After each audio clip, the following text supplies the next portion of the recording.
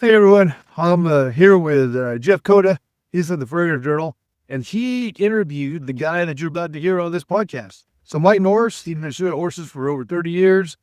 Very interesting character in every essence of the word, and you guys are going to get a lot of enjoyment out of this episode.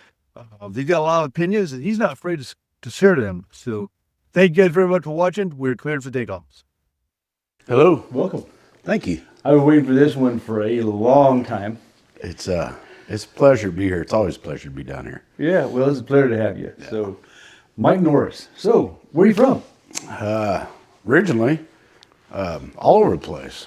Like my dad was in the Navy, so we traveled quite a bit. And grew up in Macon a little bit, Macon, Georgia.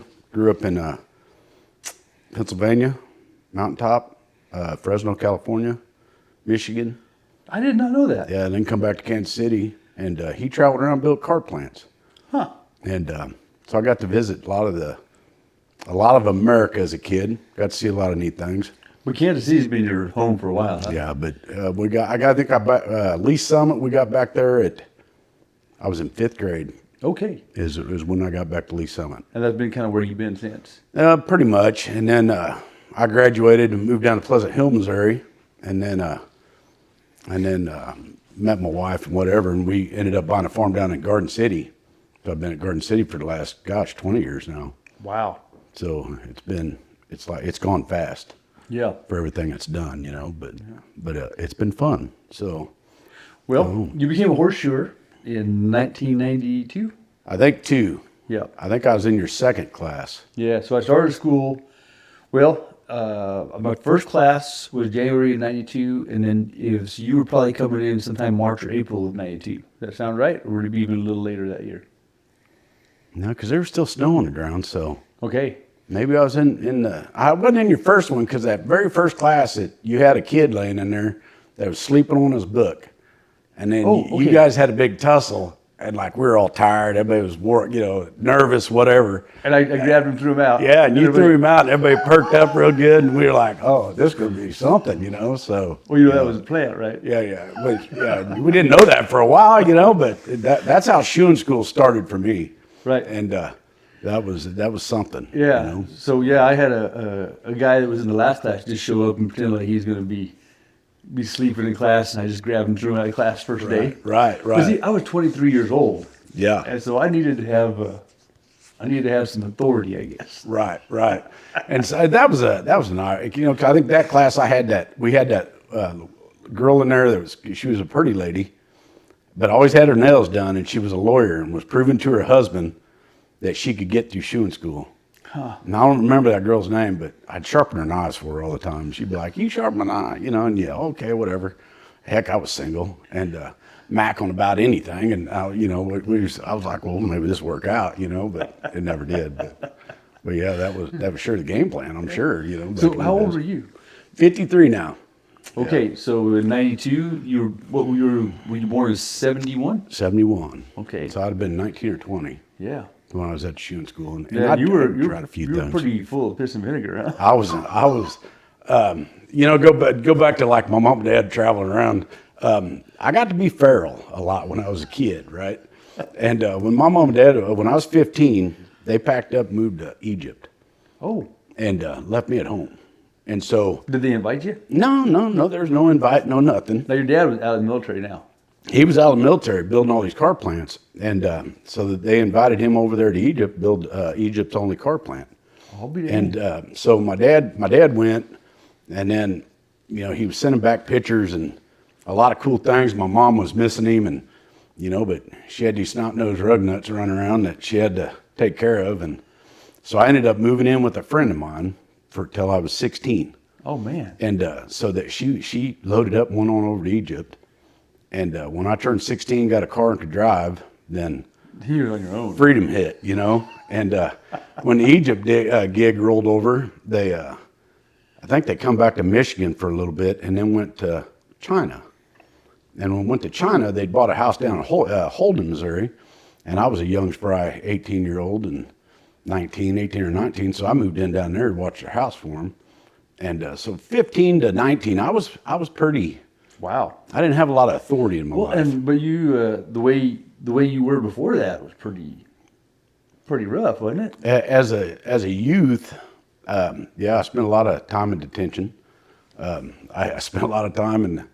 My senior year, I had a Saturday every Saturday of my whole senior year, and pretty much I'd just run the deals. And the younger generation probably don't know what that is, but you would go in school and get in trouble, and you get assigned a Saturday, and you had to be there at 8 o'clock until noon. And if you didn't show up, then you got suspended. And were you doing schoolwork or? You supposed to, you know.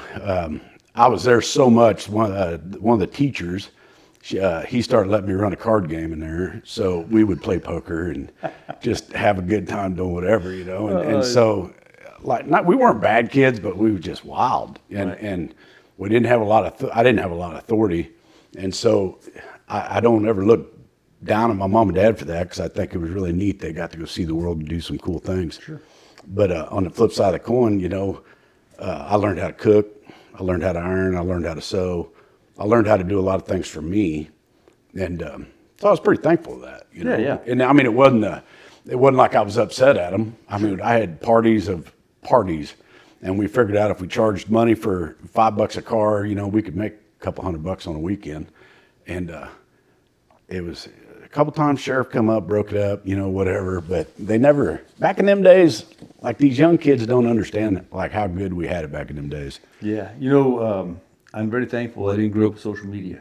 I am too, very much so. Oof. Because I think, and that's a big downfall to society as far as everybody, I drive, I mean, and we'll get into that later, I'm sure, but I drive a lot of miles a year. And so if it ain't the weed smell you smell, or, you know, I got to throw beer cans at them to let them know to get back on the road right. You know, it's they're on their phones. It's just crazy. And all these trucks, all these new vehicles, they'll have hands-free you know, you can talk to your thing, send a text, do whatever. You don't have to have that phone in your hand. Right. And it's very agitating, because I do about 55,000 miles a year, and I get to see it a lot. And you see a lot of crazy stuff out there, and it's just mind-boggling that, so you know, they can't put that down. And you get agitated, huh? I do get agitated, yeah. You know, the state of Missouri, they gave me a free pass to anger management for 1 year. Really? Yeah, mandated by the state. You know, I gave Kelly a flyer on anger management. Yeah. She lost it. Yeah, exactly. And so, you know, that was back when I was young, and really got in some troubles, and we'll go into that story, but Well, might as well now. I was 17. Yes. Right. And Mom and Dad were in Egypt. Mom and Dad are gone, and at this time they were back, because my dad answered the door, but they were back at this time, but they were on intermittent break, you know, whatever. And So were you staying in their house while they were in Egypt? They were paying the bills, and then I'd go buy groceries or whatever, and then my two older brothers were living there too. Now, when they came back, did they try to be Mom and Dad again and tell you what to do? No, my dad never gave me any good whoopings, you know, like. Never. My mom would chase me around with the fly swatter and break it or something, you know, the fly swatter thing would fall off, and I would laugh at her, and it'd just make her agitated, you know, and then Dad come home and be like, that was pretty funny, but I got to yell at you really bad, you know. I'm like, okay, you know, whatever. And so, that was crazy, but I bought a brand new Ford Ranger, and it was my prized possession. Like, I'd get out every day and wipe the fingerprints off the dang thing, you know. I was proud of it. And when I was a young man, we'd go out shoveling snow, but I was working for a block layer, and I'd either make the mud for him or I'd pump the blocks to him, one of the two. But he had, you know, this was back in like 89, somewhere around there. Yeah, he paid me like $15 an hour. Wow. I mean, That's good wages back then. I was making great wages, and I was like, well, this is the deal. And I was playing baseball in the summer. I was getting paid to play on other teams. And You're still in high school? Still in high school, and baseball was a big, true love of mine. And but we'd do the summer leagues, and it was just like it was the Wild West. Like it was crazy, but we had a blast doing it, you know. So I'm in this Ford Ranger, and these guys in this IROC Z pass me and throw a beer bottle out the window and threw it through my grill of my truck. Oh, no. And so me being the arrogant little cuss I was, I told them to pull over in this parking lot, and they did, which kind of shocked me. But the driver got out, and he was probably 6'2". He was a big boy. Well, in the back of my pickup, I had a bucket of tools, and I grabbed him like a pipe wrench thing, and I laid that sucker out. I mean, one shot down. Well, then my anger got to me, and so I crawled in that car. And when I crawled in the car, the guy that was behind the driver's seat, I took a right swing at him and knocked out his 4 or 5 front teeth. One shot, gone. They were gone. And was this your hand or was this the wrench? Just my hand. Okay. And so the passenger got out of the car, but the passenger that was in the back seat couldn't get out of the car. So I come across with him, and I fractured his left eye socket and broke his jaw.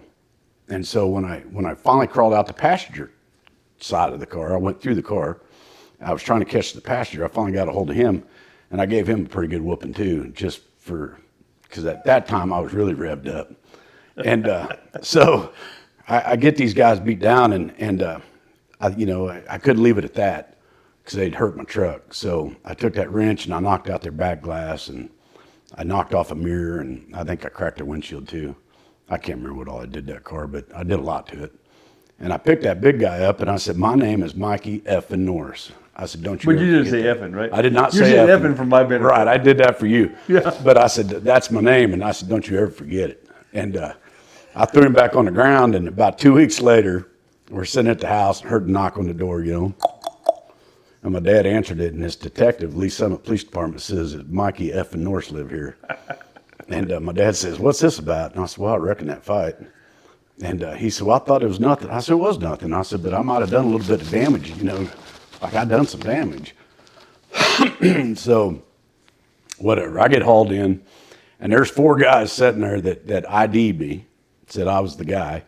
And they got neck braces on, and they got black eyes, and one guy ain't got no teeth, and one guy had a big lump on his head. Like, they understood some things, right? And so, at that time, that was Jackson County, Missouri. So they took me from Lee Summit, put me in a patrol car, and took me down to like Independence area, and put me in this cell, about as big as this room. But I had changed from my hands to my waist to my feet. And you're in that orange jumpsuit, and I was scared to death. Didn't know what was going on. Well, there's these little slots. Are there other guys in that cell? It was full. Oh, like it was full. And was everybody trussed up? No. Oh. So I put my arms through the little holes. So I figured you got a foot one and a hand one. And so I got my feet slid through the bars and my hands. And a cop looked at me and said, "Well, maybe you'll learn a lesson."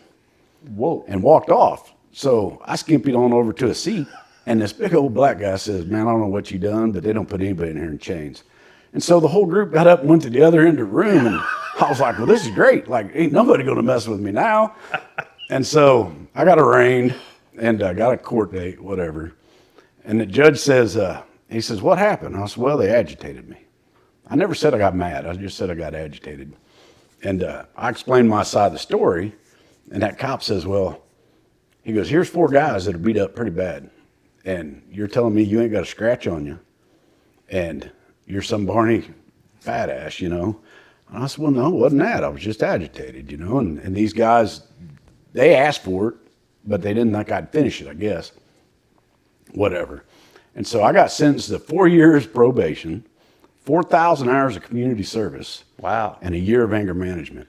And so you didn't actually have to serve time over it? No, I served 2 weeks in juvie. Okay. And that was a pretty easy 2 weeks. I tease a lot of people when I tell them I went in there as a tadpole and come out a bullfrog, but it wasn't like I was in prison. I mean, it was a Club Med kind of deal. Really? So it was a boarding school kind of? Pretty much. It wasn't. They had some guards around, but yeah, it wasn't like you're getting shanked or none of that junk. And so then they let me pick my community service. And I picked James A. Reed, and it's just it's a place in Lee Summit that has about 5,000 acres of public ponds that people can come in and fish and whatnot. And I already had a big love of fishing. And so they let me come in there, and my job was to walk around and pick up trash 8 hours a day, 5 days a week. Wow. And sometimes 6. So every now and then I had to come in on Saturdays. And so one of the wardens, the game warden, he realized that he'd gotten talked to me and whatnot, and realized that maybe everything I'd done wasn't really like my fault. I just I was angry and I had a lot of rage back in them days. And so he started letting me bring fishing poles in. And so I'd hide fishing poles around these different ponds. Well, then he caught me down there a couple times. I was tying hooks on for some kids and telling them where to fish. But I knew that place like the back of my hand. And so I knew all the good ponds. And so he realized I was doing a lot of good down there too. And so he let me keep at it. And I served all my time there. And he gave me raging stars about it, how good an individual this gentleman is. But the anger management was silly to me. Oh, really? Yeah, I didn't. You'd have to go in there and read these pamphlets, and then they put me on a drug called Antabuse. Oh no. And what it does is if you drink on it, you splotch up real bad.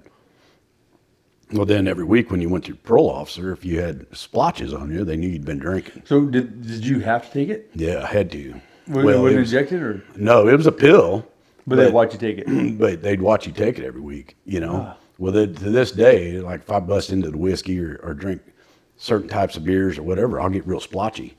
And so like it done something to me, but it was part of their goofy rules. Did it do anything else? Like did it? No, not that. I mean, heck, I don't know. Maybe in older age, they'll figure out something that maybe had happened to it. Your liver got destroyed because of antabuse. Huh? I don't know. I mean, I've had blood work done. They've tested everything on me and said, yeah, you're pretty good to go. All right. But so then we boxed a lot. We built ringside rings. And, On that place? Yeah, no. When all that got done, when it was after school job, before all this troll happened. But I had an after school job. I'd go over and clean trash bins out, like the big 4-yard dump bins. You get in at the wire wheel and clean them, and then we would paint them. But that gentleman also built ringside rings. And so we set up the first ringside ring for the Tough Man contest. If you ever remember the Tough Man contest. Yeah, that was like a tournament where you. Yes, and it was street fighting. You might have like 6 fights before you get to the end. Right, and it was there were some rules to it, but not many rules. Right. And got my behind waxed in those a few times because I thought I could do this in my weight and age division. Yeah, I couldn't. Whatever. I mean, there's always somebody meaner out there, but that's what got my peak. Like want to fight, want to do this, want to do that, want to do whatever. But I enjoyed that. I mean, it was just like a good time, Right. Back in those days, people back then were not working out like a UFC fighter now. No. And they didn't have the skills. Way UFC different. does. I mean, it was old time street fight. No knives were pulled. It was like riding bulls in the 80s compared to riding bulls in the 2020s. That's a whole different bull. Way different deal. Yeah. And I bucked out on some bulls for a while, and figured out real quick I couldn't ride a bull to save my life. Yeah. But what I thought was a tough bull. What would have been a finals bull in the late 80s when I was going? Wouldn't even go to the lowest PBR event now. Right. Yeah. And we go down to Doug. Gosh dang, I can't remember that. Doug. He lived down there off 50 Highway, and I can't remember his last name. Wasn't Goppert. I can't remember. Don't matter. But we go down to his house on Thursday nights and buck bulls. Yeah. And, did you ever go to rodeo? I went to several rodeos, and a lot of it, I was young and just wanted to meet women. Did you ever win? No, heck no. But yeah, you'd win because you get on that bull and then some pretty chick take you home. You'd be like, I won this tonight, And so I was addicted to women pretty bad, Yeah. I had a pretty checkered past with that. And I was feral, And so You still are kind of. there wasn't a lot of guidance right there, So it was fun, But I don't know. Tom Trozen told me one day. He said, "Mike," he said, "you're the only man I've ever met that has lived every day to the fullest extent." Yeah. And I enjoy that. It's I've had a lot of trials and tribulations in my life, and I've seemed to overcome a lot of them. Some of them still haunt me a little bit. What haunts you? 98, I had my boy die. How old was he? He was 10 days old, and that one really. What happened?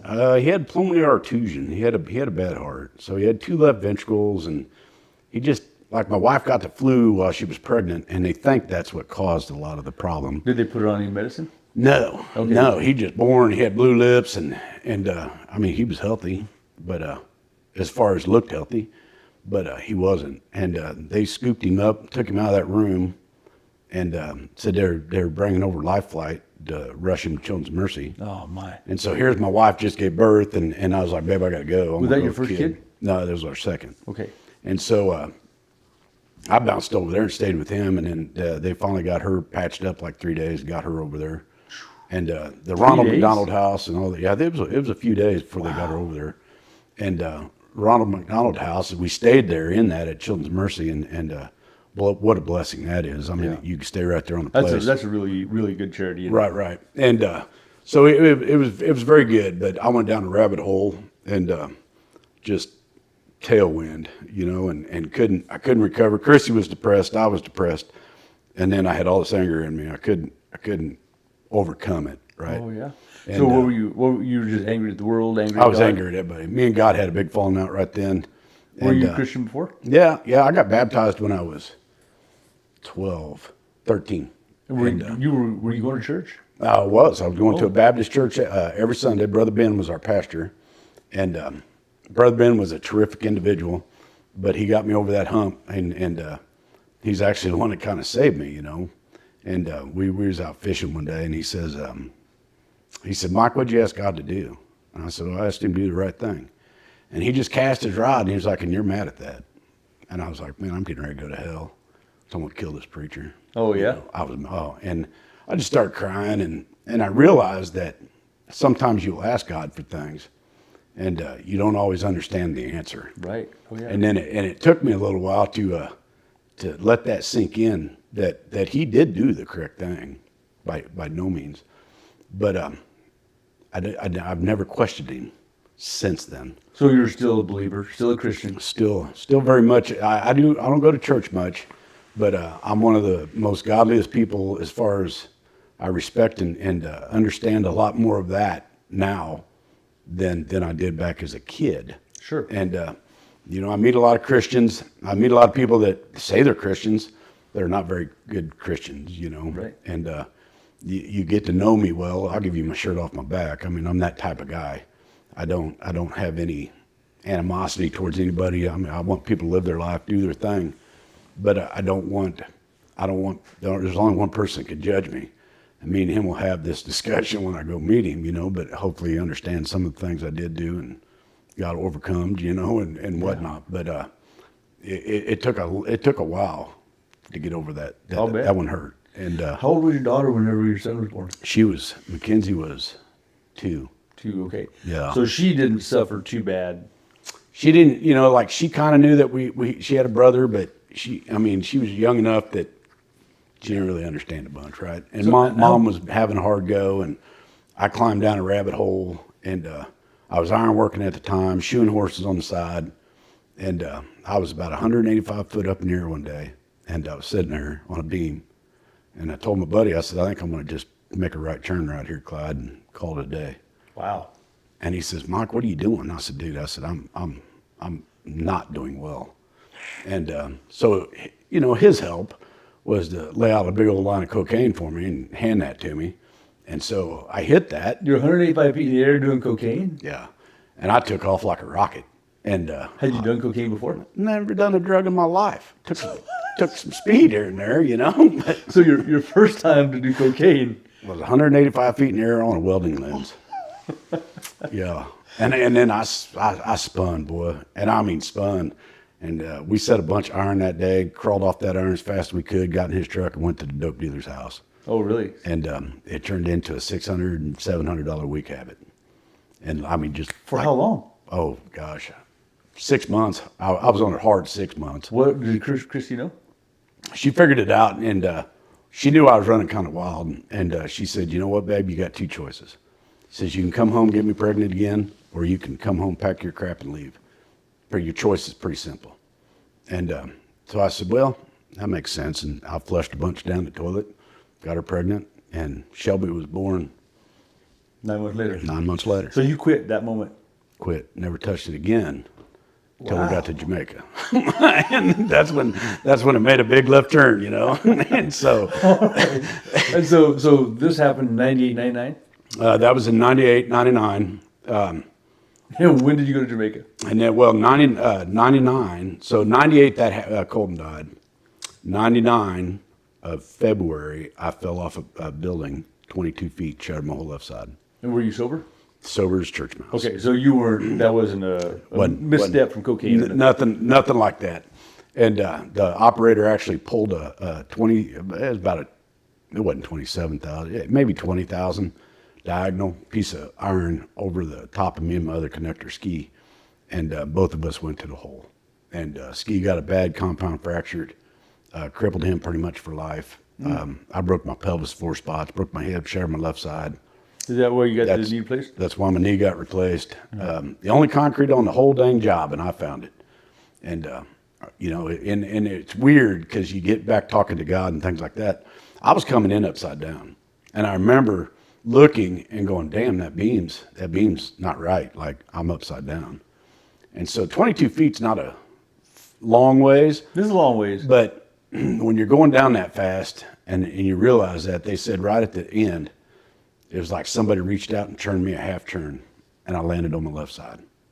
Oh, and so if they hadn't done that, you'd have been... I'd toasted right there. I had a long daughter, I'd been smoked. Wow. And so I had a beater. A lot of people don't know what ironworking is, but we're crazy guys. I mean, they were crazy guys. Nowadays, it's way dummified. Like back in our days, we didn't have safety harnesses. We climbed iron. So when you said you're going to jump 185 feet, you weren't tied to nothing? I wasn't tied to nothing. Wow. I was getting ready to bail. I was connecting iron. And when this 22-foot drop, you didn't have nothing on? I had a harness on, and my harness got backpacked on 20,000 pounds that you can't stop. Okay, so that's why you got pulled down, was because you had the harness on. Right. It pulled me backwards off the beam. I could have rode that out if I wouldn't have had that silly harness on. Right. But those are what ifs and can be's, and Sure. hindsight's always better, But Yeah. it happened in a split of a second, and it was a train wreck. And but I had blood coming out my left ear, and I never forget. I never passed out, never knocked out, nothing. Remember the medic showing up, and I had pretty new boots on. I said, "Don't cut them boots off." And he says, "Well, like you're dying." I said, "What do you mean I'm dying?" He said, "You got blood coming out your ear, dude. Like that's a major trauma head wound." They shot me up with morphine in the bus, and got me over to the ER and hit me with another thing of morphine. And then them goofy sons of bucks come in there and took my blood because I had to be drug tested, right? And I got opiums in my system now. And so I got fired while I'm laying in the hospital begging for my life, Oh, geez. And I said, well, that's stupid. Well, then my lawyer, I had to get a lawyer, and it turned into a fiasco. But they had to go back and find out that, yeah, they had that on record. They gave me morphine. And so that's why I had opium in my system. And so I got reinstated. But it was still a fight. It was and still you're already fighting for your life anyway. Right. How long were you in the hospital? I was in the hospital for 7 days. 7 days. Broke all my left ribs, and them goofy SOBs gave me a pair of crutches to walk out of the hospital with. And I said, "Are you stupid? Like I can't do that, And your left knee, when did it get replaced? So I was off for a year. And were you shooting any horses? At this time I was. I'd lost all my shoeing business because so you had to stop. Train wrecked. You're right. Right. So. I think I was 26 when this happened, something like that, 28, 26. And they said, well, you're never going to ride a horse again. You're never going to shoe a horse again. You're never going to run again. Never going to ride a bike again. And I said, that's funny. I said, because I don't have can't in my vocabulary. And the doc kind of laughed. He goes, well, you're going to need that, son. And I said, well, I'm just telling you. Well, my doctor was Dr. Hood. I'll never forget him. The work comp people, I guess they wanted to put a fake knee in me. Right away. And then that doctor said, you mean you can't do that? I said, he's a young, vibrant kid. Like, he'll be in there every 6 years getting a fake knee put in. And so he come up with a cutting-edge procedure to take my meniscus out, flew it up to Massachusetts. They grew it in some lab deal. And then 2 weeks before that surgery, they quarantined me. Nobody could come see me. I couldn't be sick. And it was like when we got this meniscus back, they had like 12 hours to put it in my body. And so they used a cadaver, rebuild them. I mean, they ripped me open. I had three surgeries. You got as long a scar as I got a heck of a scar, Yeah. And so they cut you open, laid you open, and then they used cadaver bone. I don't know what all they used. Okay, all right. They never did tell me. But you don't have any metal in there. I don't have anything fake in that knee right now. Right. And it's giving me fits now, but it's been 25 years. Right. And so that doc, like for 4 years after that doctor would schedule me once a year He'd be like, "What are you doing?" I said, "Well, I'm shoeing horses. I'm riding horses. I'm running if I want to, if somebody's chasing me, and I'm riding a bike, you know."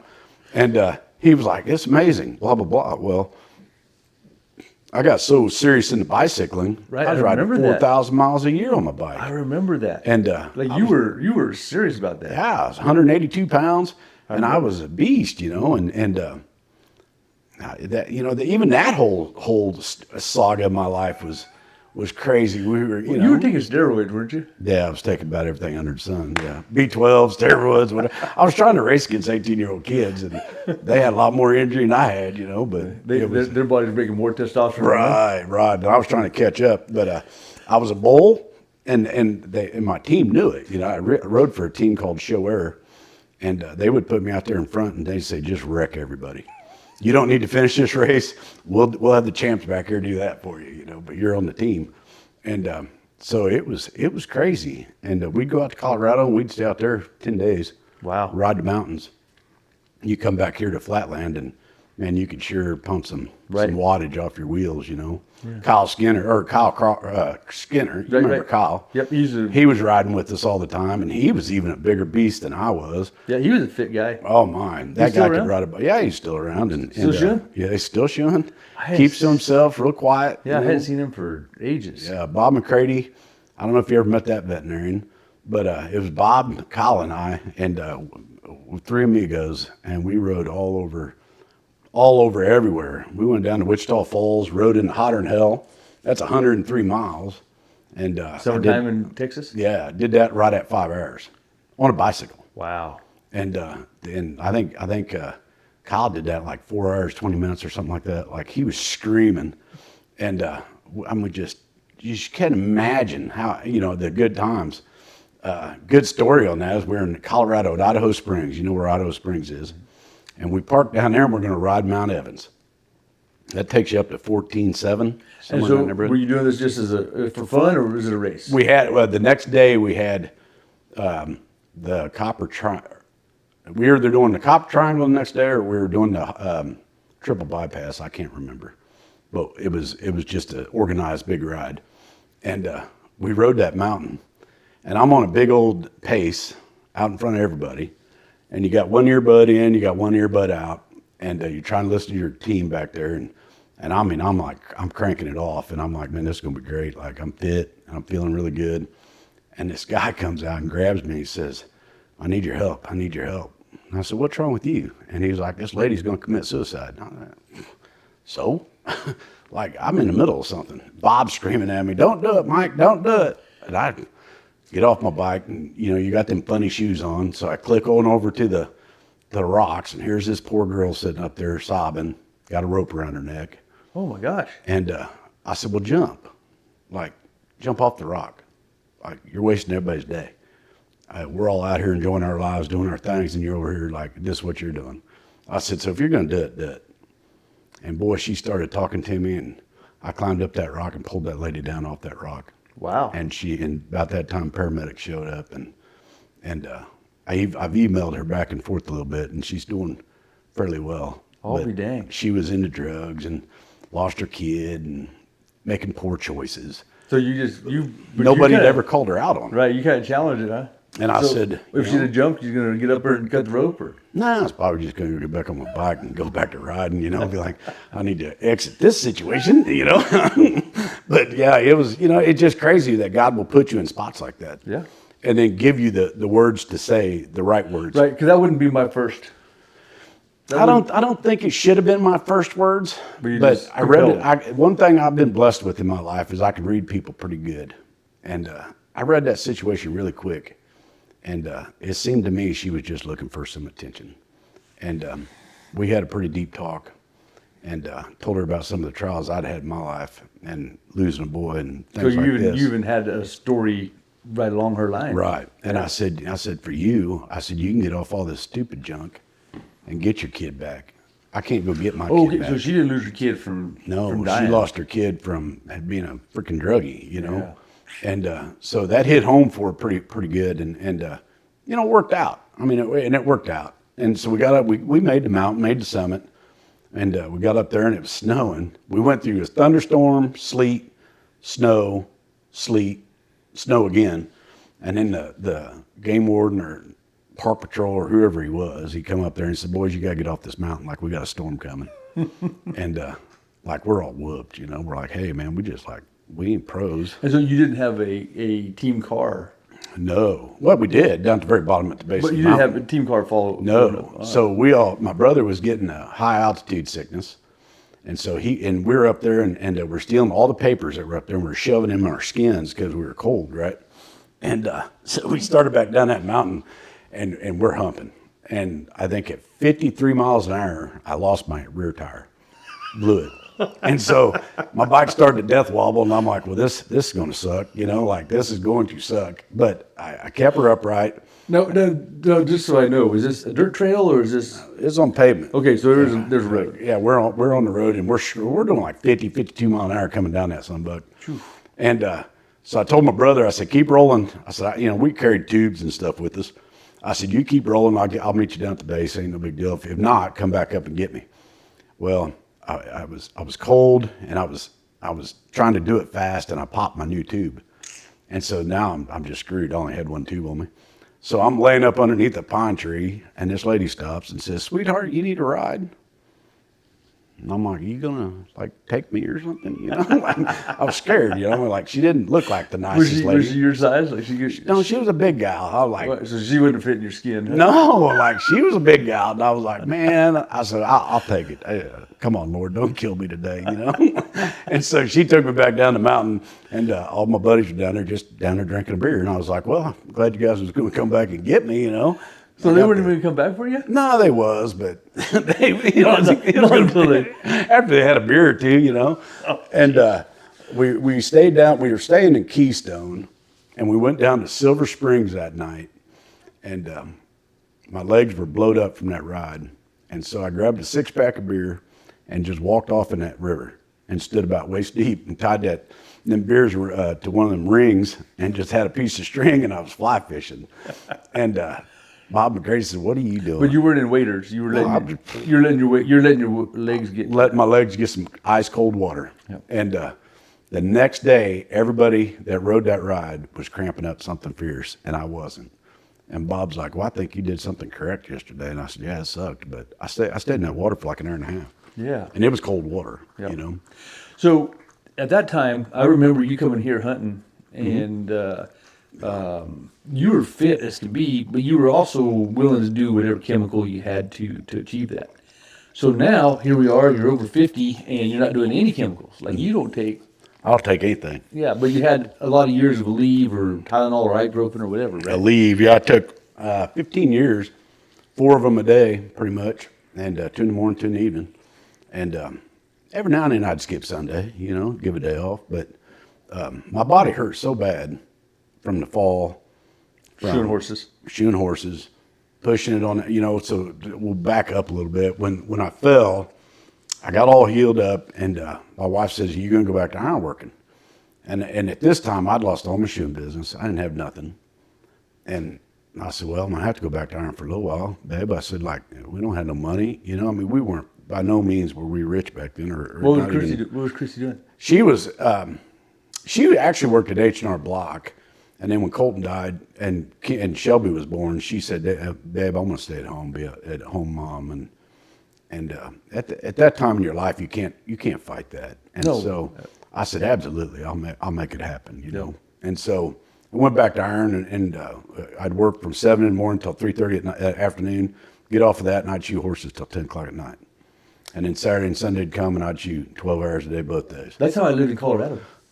That's why I left Colorado. Yeah, and it was grueling. I did that for 10 years, and it was grueling. Yeah. But the first year back after my fall, my very first job was Concrete City. They put me up 335 feet, and I was puking everywhere, dry heaving and puking. I couldn't take it. Oh, just because of the nerves? My nerves. I mean, they were shot. So 185 was all right, or just after the fall? After the fall, I was struggling. Now, do you still struggle with heights? I don't. They don't bother me near like they used to now. So, you know, when we moved here in 94, and I tried to rebuild that bunkhouse, and it had that gable roof, you came and helped me with that, remember? Yeah. And you had no trouble with that, did No, you? it didn't bother me a bit. Yeah. And so, like, if I go do some, what do they call them rides, entertainment rides or whatever, Oh, yeah, amusement park or whatever, I get pretty shaky like when they do that drop. I don't like that drop. But nowadays, the heights don't bother me. You gotta look at things different as far as what you're doing in that situation. But So how many years after your wreck did you work? 1 year. All right. 1 year. And so after Did they start that, putting you lower? yeah, that first job, they realized in a day that old Mikey wasn't what I used to be, and I had a nickname, Shoey is what they called me in Ironworkers. And they said, man, Shoey just ain't doing well. So they put me in the bullpen. And so I sat there for 7 days a week at that particular time, screwing bolts together. And I said, I can't do this, guys. Like, I just can't do it. So then they gave me a smaller job, and it was on a concrete pad like a silo. And I built some iron up on top of that, and that wasn't so bad because the biggest fall was like maybe 25 foot. But, we was 100 and some odd foot in the air, but it wasn't like you could see over the edge, right? Right. And so then I went to a few other jobs. My last job, I was welding a girt on a big old bridge girder. I was welding a big old vertical. I'd been on that vertical for 4 days, and I had the last 6 inches I was welding on. So I was standing on my basket, like a sky lift. So instead of standing in the basket, I'm on the top rail. Just to get to that top. Just trying to get this top thing, and the safety man's down there buzzing my horn.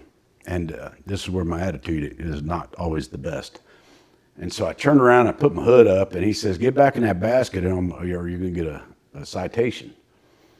And I said, well, I'll do you one better. And about that time, I unhooked that freaking lead rope, or that lanyard that I was tugged off. I was tied off. And I jumped on the boom and started down the boom. And I said, when I get to the ground, I'm going to kill you. And he took off to the office and locked in there. And the foreman that was in there, superintendent, was trying to calm me down. I said, dude, I'm done. I'm done. That was the last day I ever worked on it. Wow. And I told him, I said, ship my tools home. I'm not coming back. And I checked out of the Ironworkers that day and was thankful, But back in them days, my wife was like, gosh, honey, if you make $250 a day shoeing, we're going to be rich, And then next thing you know is $400 or $500 a day. We're going to be rich. Now, she's like, if you don't make $1,000 a day, don't even come home. Like, just stay on out there and keep doing what you're doing, So it's really crazy how that builds, Well, so a few things happen. Inflation happens. And also, we get more stuff, but more stuff requires more money to maintain more stuff. Yeah. And so when I was making $23 a horse in 1987, I felt pretty dang rich. Now when I make $175 a horse, it don't feel like I have as much from that as we did when we were making. Right. And then, you can remember, back in our day, you could go to the hardware store and buy shoe nails by the pound. Right. You could pick them right out of a bin. Yep. And the rasp were fairly cheap, and Yeah, they're really $12. yeah, it wasn't horrible, and it was crazy, But I did that cold banging for a long time. My first pair of nippers was $61 for a pair of G nippers. Yeah. They're $270 now, $240. Well, you can find them, certain spots you can find them a little cheaper, but yeah, they're $50, $250, $275. I mean, that range. But I still think GE's the best nipper out there. Yeah. And I say that, Lopez, I do love their nipper. Joe Lopez was good. But I can't find his nipper anywhere. Well, he was with GE for decades. Right. But when he first come out and had that Lopez nipper, I love that nipper. Mm-hmm. And I still have a pair in the truck that I need to get rebuilt. But if you ask me, you go look at my truck at any time, there's always a GE sitting in my box. Yeah. Because it's always been a try. I know we went through a rivet problem and we went through this and we went through that.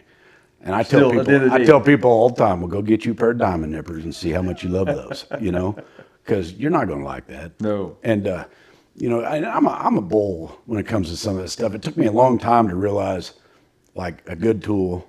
I change my nippers out every 6 months. Do you? I don't care if they're wore out or not wore out. I buy a new pair every 6 months. And do you send the old ones off? Sometimes I do, sometimes I don't. I got a pile of them at my house right now. And I need to send them out and get them rebuilt. I've had a few pair rebuilt. I love them when they're rebuilt, but it just seems like I never have time, And so, to me, like, you hear a lot of these people out here and they're, oh, we're gonna buff our rasp and we're going to lay it in that acid, and we're going to do this, we're going to do that. Well, at the end of the day, it don't make no sense to me. Like, we make money shoeing horses. And if you don't spend your money on certain things, the government's going to take your money. So I'd rather have nice, clean, sharp rasp, nice, clean, sharp nippers.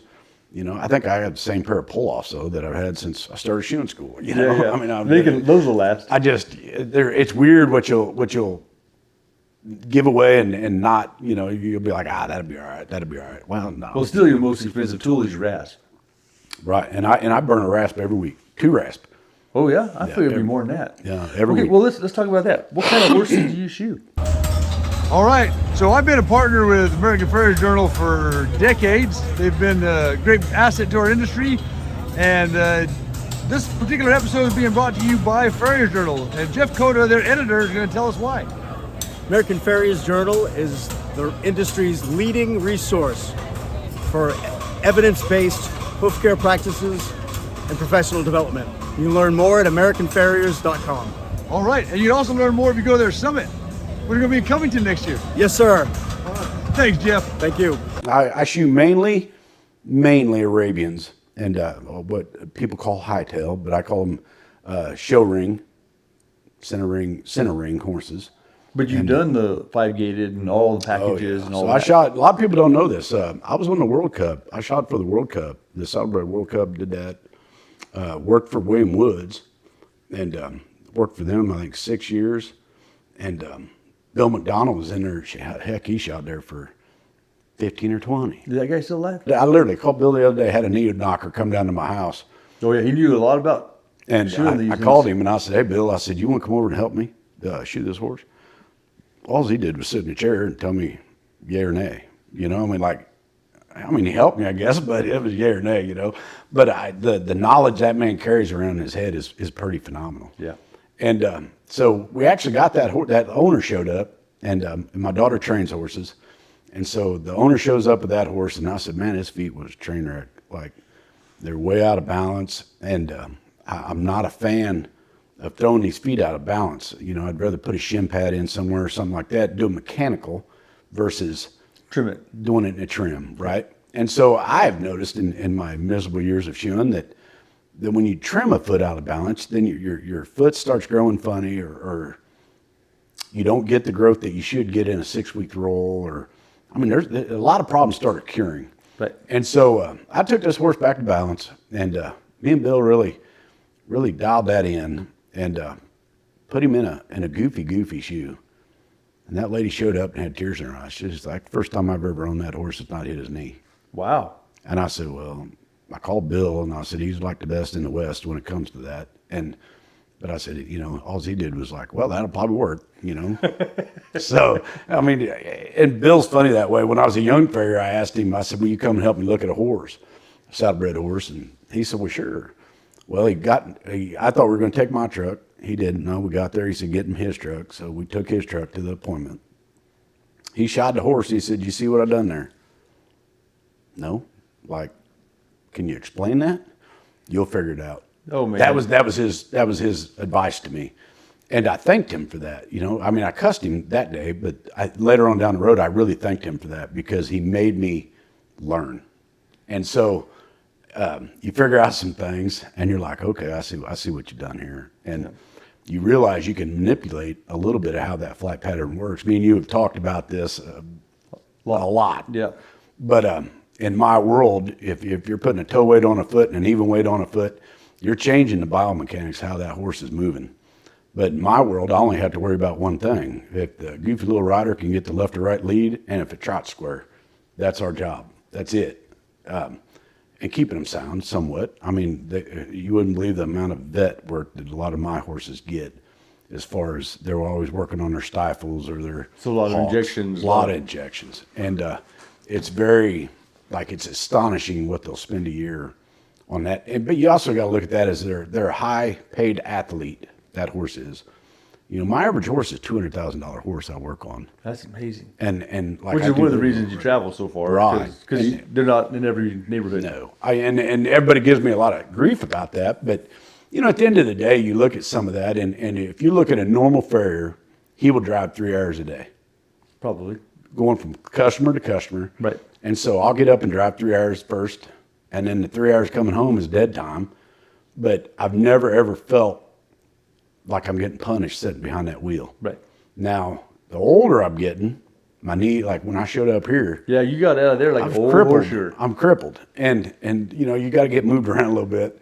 So I'm starting to back off of some of my. I mean, I used to go as far as Albuquerque, New Mexico to shoe horses. Would you fly? No, I drove out there, and I shot that lady, Liz Sanchez. It was my first national champion horse I'd ever shod, and Spitty was his name. I'll never forget that horse, and I won it in driving, and that was a terrific horse. And then later on in life, he come to William Woods. Oh, yeah. And I was shoeing there again, and got reintroduced to him, and like we had a history, and I had a lot of love for that, you know. But I've shot over, I think Chrissy and I counted the other day, 60 to 75 national champions now. Wow. I've done over 100 reserve national champions, done over 1,000 top tens. That's amazing. Huh? And so, you know, you look at my career in that I get a lot of enjoyment out of when you shoe a horse, you shoe it correctly, and it goes in there and does what it's going to do, wins that ribbon.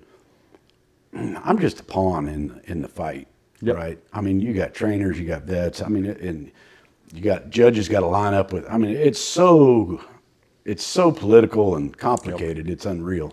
Well, you know, I was doing cutting horses today, and so I wasn't actually with school. I had to go out and shoe my own personal. But we both got done with work today, and I noticed you're not covered with hair. No.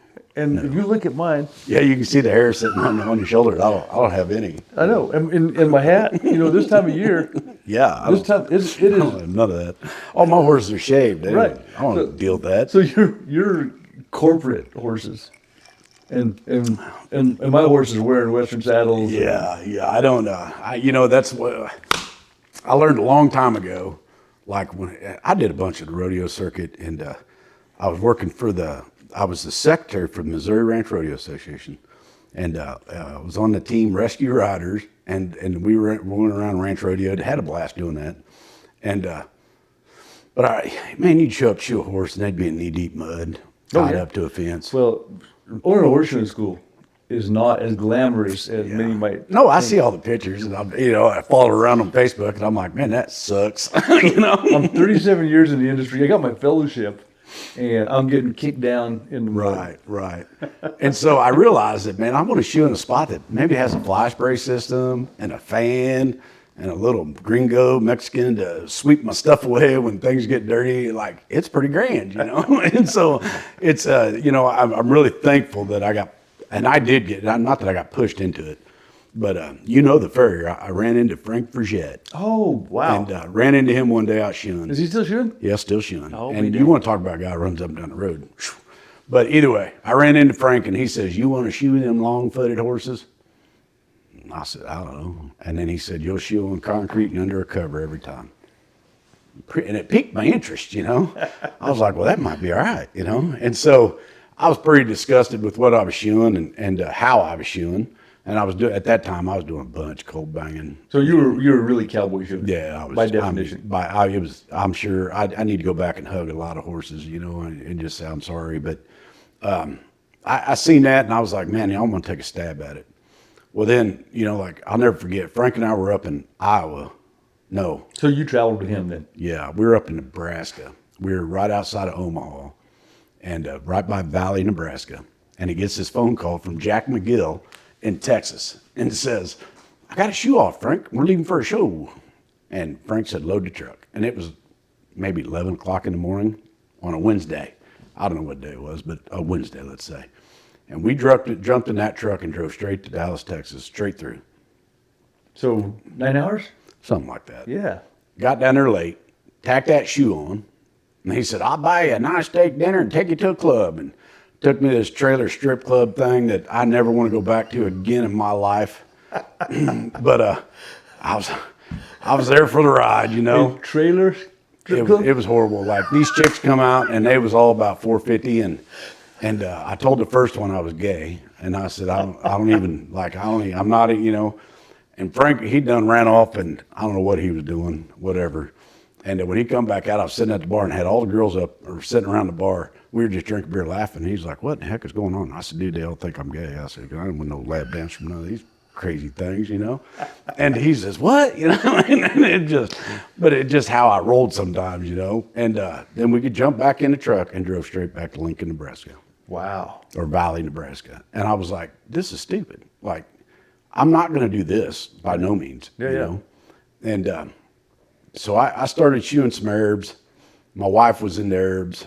And you guys ended up raising and training and really digging it, huh? Yes. And I'm one of the few farriers out there that I've been on both sides of that fence post. I have 2 reserve national championships. I have 3 top 10s and 2 top 10s. And done a lot of cool things, you know. My first year, and you actually show. Yes, my first year that I got to go show was in 2009, I believe. It was either 8 or 9. And there was 29 of the finest horses in the United States in that class. And me and my donkey went in there and put on a show. Did you win? And well, I was winning up to the last horse. And at that time, the AHA, that's the Arabian Horse Association, they were doing a judging system. And so you got judged on your foot, your leg, your croup, your shoulder, you know, whatever. And my horse scored out pretty good. I had a nice neck. I had a really snaky horse. And that horse ended up becoming the winningest gelding in the AHA for about 5 years. Wow. Did you sell him? Yeah, I sold him. And terrific horse. But he got my first reserve national championship. And it was amazing. I got to meet a lot of Sheila Varian come out. I got to meet her coming out of that pen. And just kind of instantly went to this, man, that's Mike Norris, you know, blah, blah, blah. And then So has that been good for business or bad for business? You know, all my customers, they really thoroughly enjoy it when they see me show up. And they know because I'm a big fan of the gelding class. But if I show up with a gelding, I usually have a powerhouse of a horse. Well, what I'm asking, I guess, your customers are like, man, I can't believe he is shoeing my horse and I'm showing against him. Does that ever? I've never had that yet. Okay, all right. You know, I've had a lot of bantering, but I showed cutback English. I showed Western. I showed hunt seat. That was really fun because in that class you have to wear them big tall black boots and them tight pants and. Oh man. Yeah, I didn't look really that great in them, you know. And but I'd spin my horse around that. But I was showing with kids and I was showing with my wife and I wasn't afraid to, you know, English horses. I've always I've been drawn to them. I like them, and I like to figure out how to get them to move at their top potential. Right. And it's a lot of fun. And so Chrissy and I, we won a few like Venus and Mars classes, what they call it. But the trainer supposedly will ride one direction, the amateur rides the next direction. And me and her, we've won a couple classes like and so that. are you the amateur and she's the perfect, you know. I mean, at that level that we were showing, she's not really considered a trainer, you know. She's an amateur too, but they would let you do that. And right. We had a horse called Hot Damn I Am, and he was a neat son of a buck and trot like a fool. And so I showed him all over the place. But then I got into this halter, and I was like, it was way easier. Put on a suit, look nice, make your horse stand up and do something cool, and out the pen you go, and then it was a party. Like the halter people in my world, they're crazy. Like, oh yeah, they're party. Well, you know, the Western quarter horse halter people, it's not a cool world. No, have you ever seen that class? You ever hear a horse named Obvious Conclusion? Mm-mm. He was one of the living legends. I got hired to go shoe him down in Sanger, Texas. They paid me at that time. It was early 2000s, I think. I was getting maybe 105 to shoe a horse. So they paid me $800 to drive down to Sanger, Texas, and $100 to shoot the horse. And then I saw, so the halter horses around here at least kind of had a decent life. The halter horses at that place I saw, they were in almost like 8 foot by 12 foot stalls, and they had a 5-gallon bucket of oats they didn't even want to eat, you know, and the amount of club feet and crippled babies that were being produced at that time. So they might have 5 that they go ahead and kill for 5 that they would, you know, I was like, man, this is not good for horses. So I quit the halter deal. Right. I quit shoeing the halter horses. Plus, those mares are so hard to get under, you know. Right. When they were on triple out feet. Yeah. They had them whittled down to nothing, and the Arab world is not near that bad. Yeah, So you're not fighting that with your halter? No. Cool. I mean, they let them horses be a lot more free. But then here's where the problem starts to come in is you get some of the bigger trainers, they'll get some bad to the bone horse, and it has a beautiful neck. And then, like, in the Arab world, we get awestruck by the necks. And they'll bring this horse out, and he'll be a snaky, beautiful neck son of a buck, beautiful body.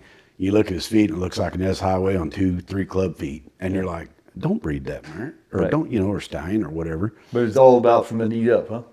And so, I get really disappointed in that series of that because I deal on a daily basis 2 to 5 high-low feet a day, every day. Yep. And then when you really dig into that and you start looking at some of the stuff, you get behind them. And I started looking up through their shoulders and withers, and you start seeing there's a ton of problems right there. And you got different, muscle mass builds up, and this leg's not wanting to do this, and that leg's wanting to do that. But it teaches you so much. Oh, yeah. A low-footed horse is always your strong side of that horse, period. And it will not change. That's an indefinite deal.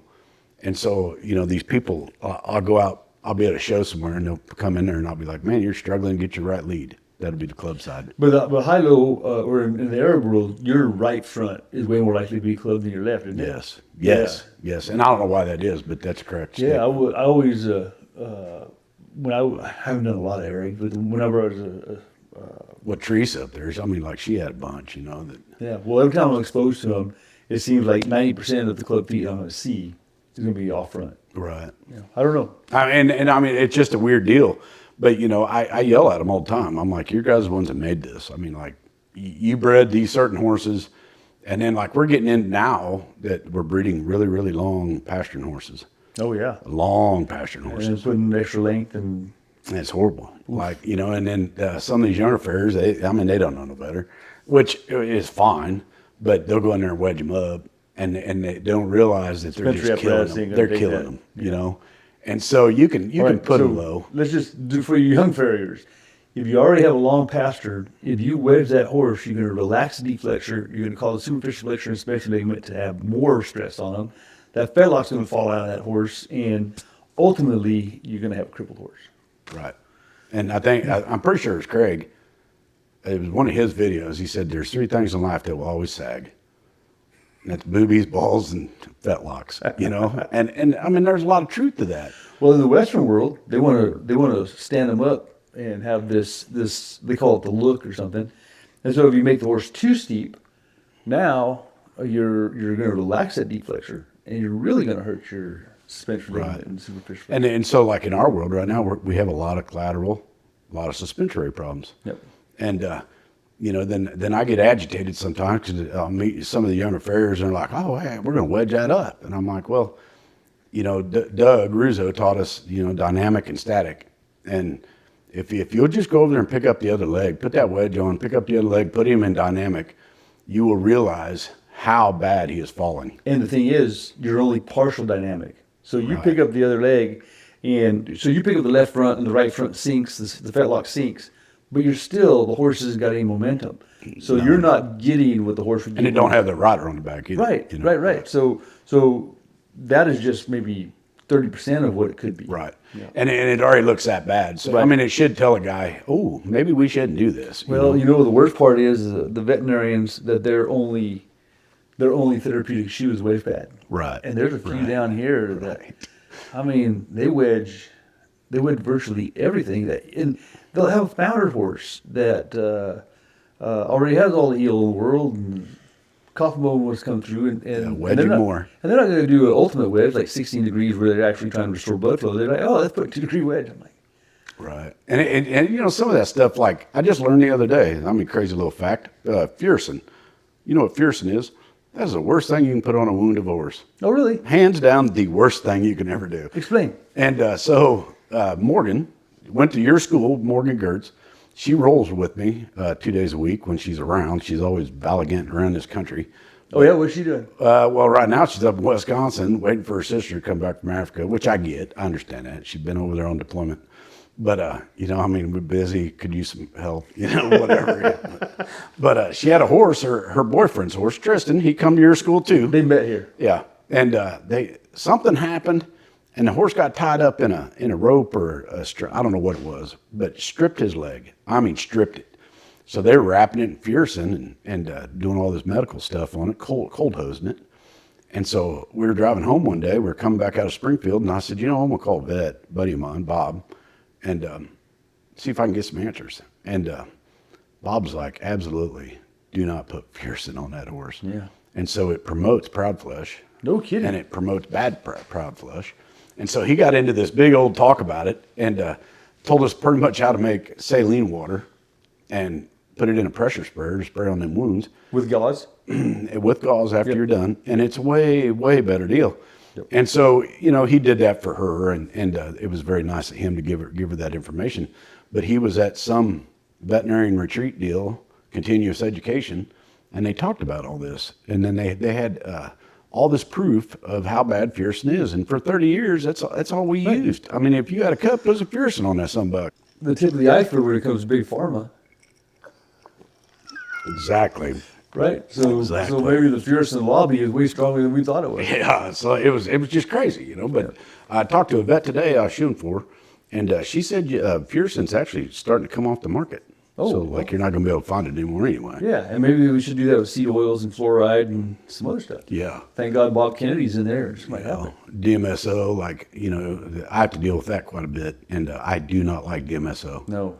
And I get around them horses, you get that metallic taste in your mouth. So you get a pretty bad. I get a garlic taste. I get a metallic, yeah. And I dislike it. And if they put that in that horse, I can smell it for a year. Yeah.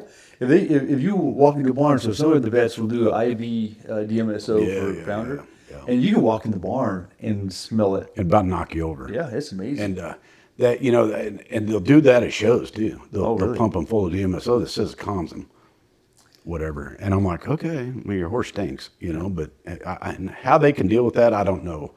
But the harder them horses sweat, like you see a lot of horses in the main ring, they're working hard, they're sweating hard. And I mean, the aroma is just Terrible. It's foul, Wow. And so, I do have to deal with that a little bit, and I try to avoid it at all costs because I'm not a fan, But it's this fly spray. I mean, like, are we going to grow a third nipple on that? Well, one day? you're talking about being in a place with fly spray, and I'm thinking I'm thankful that I ain't.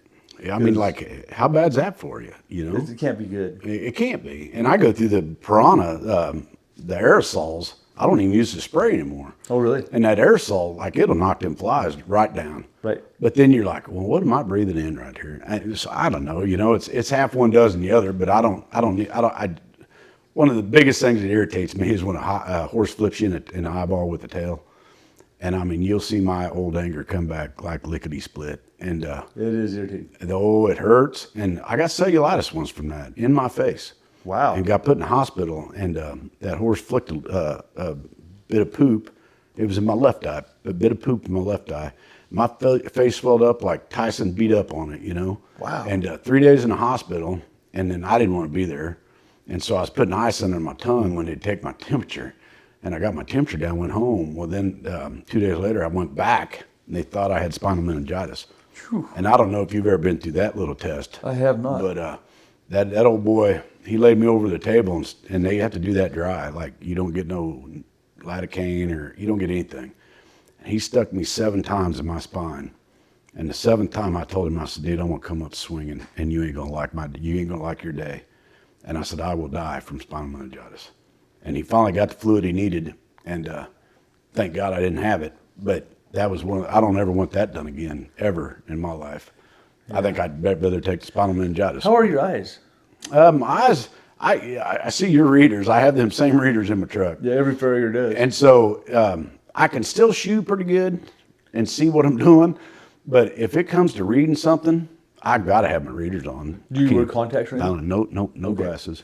So I started using contacts about at 47, I'm 56 now. So 9 years ago, I guess, I started using readers, but I could trim a foot fine. I guess either the distance was good or I just done enough of it. I didn't have to have my readers. So I trimmed this foot, and I'd say, okay, well, that's going to be a 1. And then I'd go and I'd shape my shoe, and I'd look at my shoe with these readers, and the one that was my foot is now magnified. And I couldn't fit horses for 6 Really? months, for quite a while. And so then I got the multifocal contacts. And I tell you, they're a game changer for shoeing. Really? But if you get flicked in the eye, you also have the protection of. What about so I've had not drill bit, but I've had my eyes drilled twice. Right, me too. From getting metal in them. Slag, yep. And I'm a bullheaded dumb son of a buck when it comes to.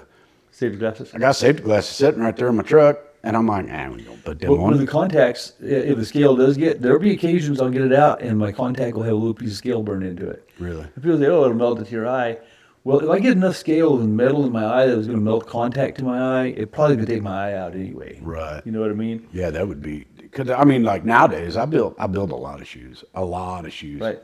And Well, you ought to consider it. Multifocal contacts for us old guys, it is not the worst thing. I'll look into that because I mean, so I've been to the dentist once in my life. Oh. Once, and first time I ever went, they told me I had mouth cancer, so I never went back. Because I didn't need to hear that crap. How long ago was that? That was back in the 90s. So they got you yet? No, it ain't. You still chew? And I got chewing now. You know, but I see it's that. I didn't need to hear their junk. I brush my teeth twice a day religiously. That's it. So eye doctors. I've only been to the eye doctor with metal in my eye. Yep. I've never had an exam. A lot of people don't know. I went to the Navy. And so I had an eye exam when I was in the Navy. Right. You joined the Navy it didn't last long. 3 weeks, 6 hours, 22 minutes. So And what happened? it really wasn't nothing crazy, but I was doing great. Like I wanted to be a seaman, you know. I wanted to go be a seaman. And my dad served 10 years in the subs and 12 years in the Navy, 10 years in the subs. Okay, so he didn't retire. He wasn't a career man. No, he wasn't a career man. But I told nothing to I had older brothers, 2 older brothers. Neither one of them wanted to follow Dad's footsteps. So I was like, well, I got in a little bit of trouble at that age. And so the judge of Lee Summit there, Judge Lewis, I'll never forget him. I got banned from the town for 6 months.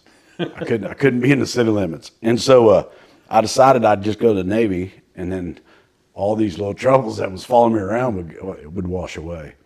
And so we went down there to San Diego and was doing great. Unit 117, and I was RCPO. And so I was called on all the cadence, but if you messed up and had to do 60, burpees or push-ups or whatever, I was right there with you doing them too. And I enjoyed it. Like all my COs, they thought I was a terrific cat. But they come in, and that was back when the first Gulf War was going down. And I was a young, arrogant punk, and I had gayophobia. Like I had big-time gayophobia.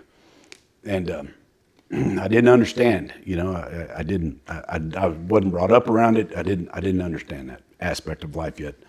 And so, when 3 weeks in, they come in and said, Seaman Norris, you're going to be a gunner's mate. Well, that was back when the gunner's mate got caught down there jacking around with each other, and they discharged a whatever to blow a cartridge out, and killed one of them. Oh. And it was a big ordeal, but it was like in 90. And this is where you were. Yes, and they're getting ready to send me to gunner's mate. I'm gonna go, and I'm like, this cowboy ain't gonna be no gunner's mate. Like, you're crazy. And so, believe it or not, I got sent up to the admiral, and he said, you can restart boot camp, and maybe a different job will come down the line, or we can give you a general discharge and send you home. And I said, well, I think general discharge and sent home is probably the correct answer. And so I went to the Navy for pretty much 4 weeks and was back home. And then the cops were like, I thought you went to the Navy. And I was like, well, I did, Well, I wanted to be a firefighter really, really bad. And that was at that time, that was my passion. And tried out for a few fire departments. When I come back, I was fit as a fiddle. And made the top 5 in Olathe, Kansas Fire Department. Out of 335 cadets. Made the top 5, and that chief told me, he said, you're young, you're thinking with your wiener, and I can't have you on my team. Wow. And I said, okay. And he said, come back in a couple of years. And I said, okay. I went to shooting school. All right. And so where's the gay story part of that? They were gunner's mates. The 2 guys were having like a fair or whatever down there. Well, how and they were gunner's mates. But how's it going to affect you? I don't know. I figured it'd turn me gay if I went down there or something. I didn't know. I didn't know. I didn't want to. I was way back in the day. I didn't know nothing about that. I was in the reserves from '87 to '94, and at the end of that was Clinton's time, and that became the don't ask, don't tell era Right. of the military. And before that, if they found out and somebody was gay, then that person was going to have a tough go, you know. And nowadays, boy, that's changed. Yeah, it's changed a bunch. But, you know, like shoeing. So I finally, my very first, and me and this gentleman are still good friends, but my very first gay customer I'd ever got, it was Tonganoxie, Kansas, and I was driving out there, and the whole time I'm out there driving and saying, man, don't say the F word, don't say this, don't say that, don't say a lot of things that usually came out my mouth. And so I get out there and I'm shooting his prize stallion, and this thing's just being an asshat. And Michael says, Mike, if you got to discipline him, discipline him. And I jumped out from underneath the horse, belly kicked him twice and said, you F, stand up here. And then everybody just got quiet, you know, and I was like, man, I can't believe that come out of my mouth. I'm going to lose this great customer, you know. And he started laughing, and he said, me and you going to get along just great. And I said, really? And I said, and I apologized. And I mean, I am a good individual. And I was like, I didn't mean to say that. Like, it just slipped out. And down the road, me and him become pretty good friends. And he's a gay guy. Very, very much gay. And so, like, I understood a lot more things about it. And I was like, you know what? I'll stay over here in this lane. You stay over there in that lane. We're pretty cool. Yep. And so we're down in Oklahoma City showing together. Showing together. And he's riding one of my horses, and there's a gay guy over on this fence batting eyes at him. And Mike's all, you know, chunked up about it, whatever. And I said, hey, dude, your tie's messed up. You better roll in here. You don't say that to a gay guy, right? He rolls in there and bends down, and I smacked him across the face. And I said, you bitch, you better quit looking.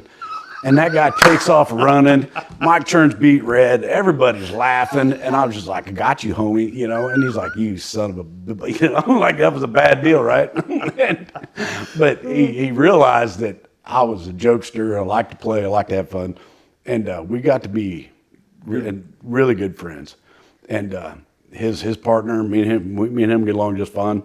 And they're still to this day in the horses. I don't shoot for them anymore, but I bet if I called him up tomorrow and said, Mike, I need help, you know, he'd be like, all right, you know, whatever. Come shoot, huh? And just a terrific guy, really.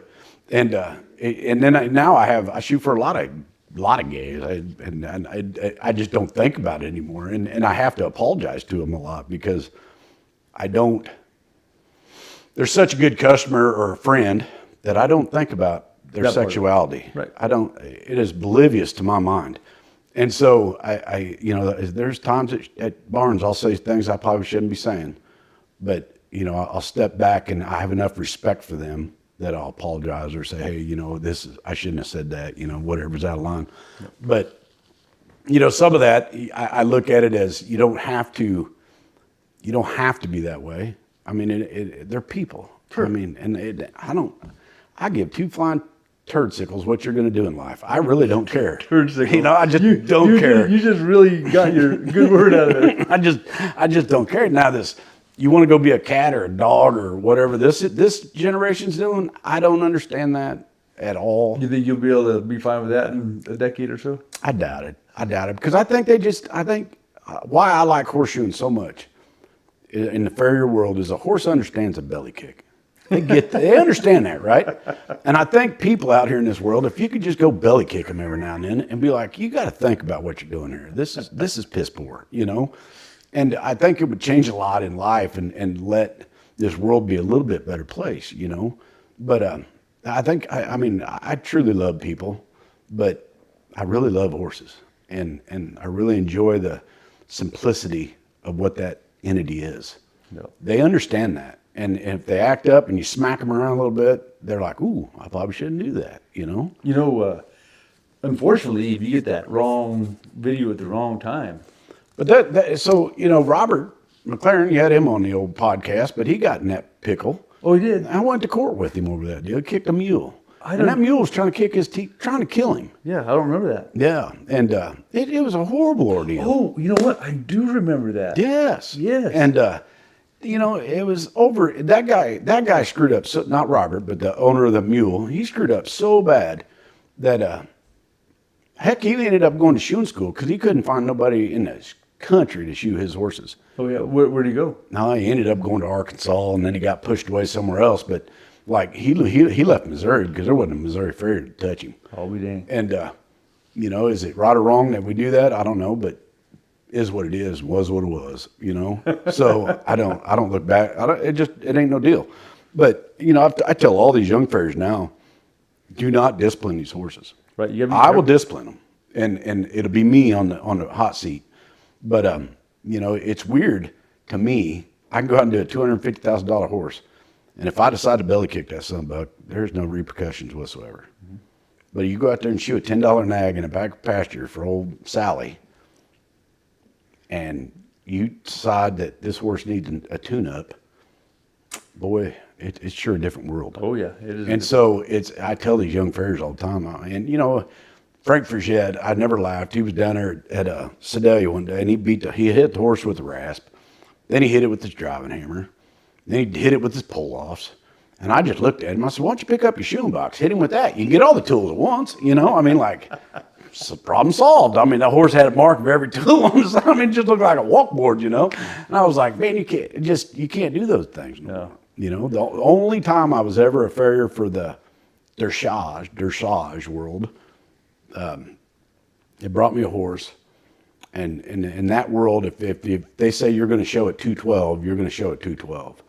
And they bring me this big old half Dutch dingaling, whatever he was, but he didn't want to stand there. And they had him half shaved like they do and all this junk. Well, I had a brand new rasp and I smacked him right underneath his belly. And that patch of hair of that rasp fell right off. And so here's this beautiful shaved clean horse with a big old rasp mark. She got penalized when she won that pin. From the mark. From the mark. Oh, geez. And that show manager walked right out there and said, sir, you're welcome to leave. Wow. And I got escorted off the grounds. Man. Never invited back. And I was like, well, that's a lesson learned. You know, I mean, like, it's the worlds are so different. I probably shouldn't tell the story, but it'll be a funny one. So, you know, time moves on, and a Nebraska charity show calls me, big saddlebred entity. And they said, we need a farrier, and we heard you're the guy. I said, okay, I'll do it, you know. And Friday night comes and goes, and Saturday night, I'm sitting over there, and the show manager walks up, says, Mike, if you want a cocktail or something, like, we're not like all these other snobby people. You can have you a cocktail. So I'm about 4 jacks deep in a cup, and I'm feeling pretty good. And they call the blacksmith centering, and in that world, they don't call us farriers, we're blacksmith. And so the blacksmith centering, and it's $50,000 Hackney State class. And I walked out there with my Jack and Coke in my hand and proceeded to hand it to a USCF steward. And I said, here, hold this. I got to go to work, you know. And I asked the judge, I said, how's this little Hackney doing? She said, well, he's winning the class. And it's a big class. I mean, it's big money, big class. Well, he has about 3 inches of foot from third nail to third nail on the front of that shoe. Oh. And I said, man, this is going to be a doozy. So. And do you have a certain amount of time? Yeah, you have 5 minutes to get this problem figured out. So I left all the nails. I left everything right where it was, slid that right back up that column of that foot and drove 4 pad nails with number 12s. Went through all the pads and come out about 1.5 inches high on that foot. And I was like, we're golden. And so popped off them nails, pulled him up front, clinched him, duct taped his foot, sent him. Grabbed my Jack and Coke, and out the ring I went, you know, just feeling mighty. And sit there and watch that class. That dang horse won that class. Nice. And that lady come out and gave me a $100 tip. Because when you're in the ring, it's free. Okay. But anything outside the ring, you get to make money at it, right? And I said, ma'am, I'm not going to lie to you a bit. If I wasn't a little toasted, I'd have never tacked that shoe back on. Like, just wouldn't have done it, you know. Well, they never invited me back to that dang old show either, you know. So I got kicked out of that one. But they were like, you really did mess up till you handed that drink to the steward.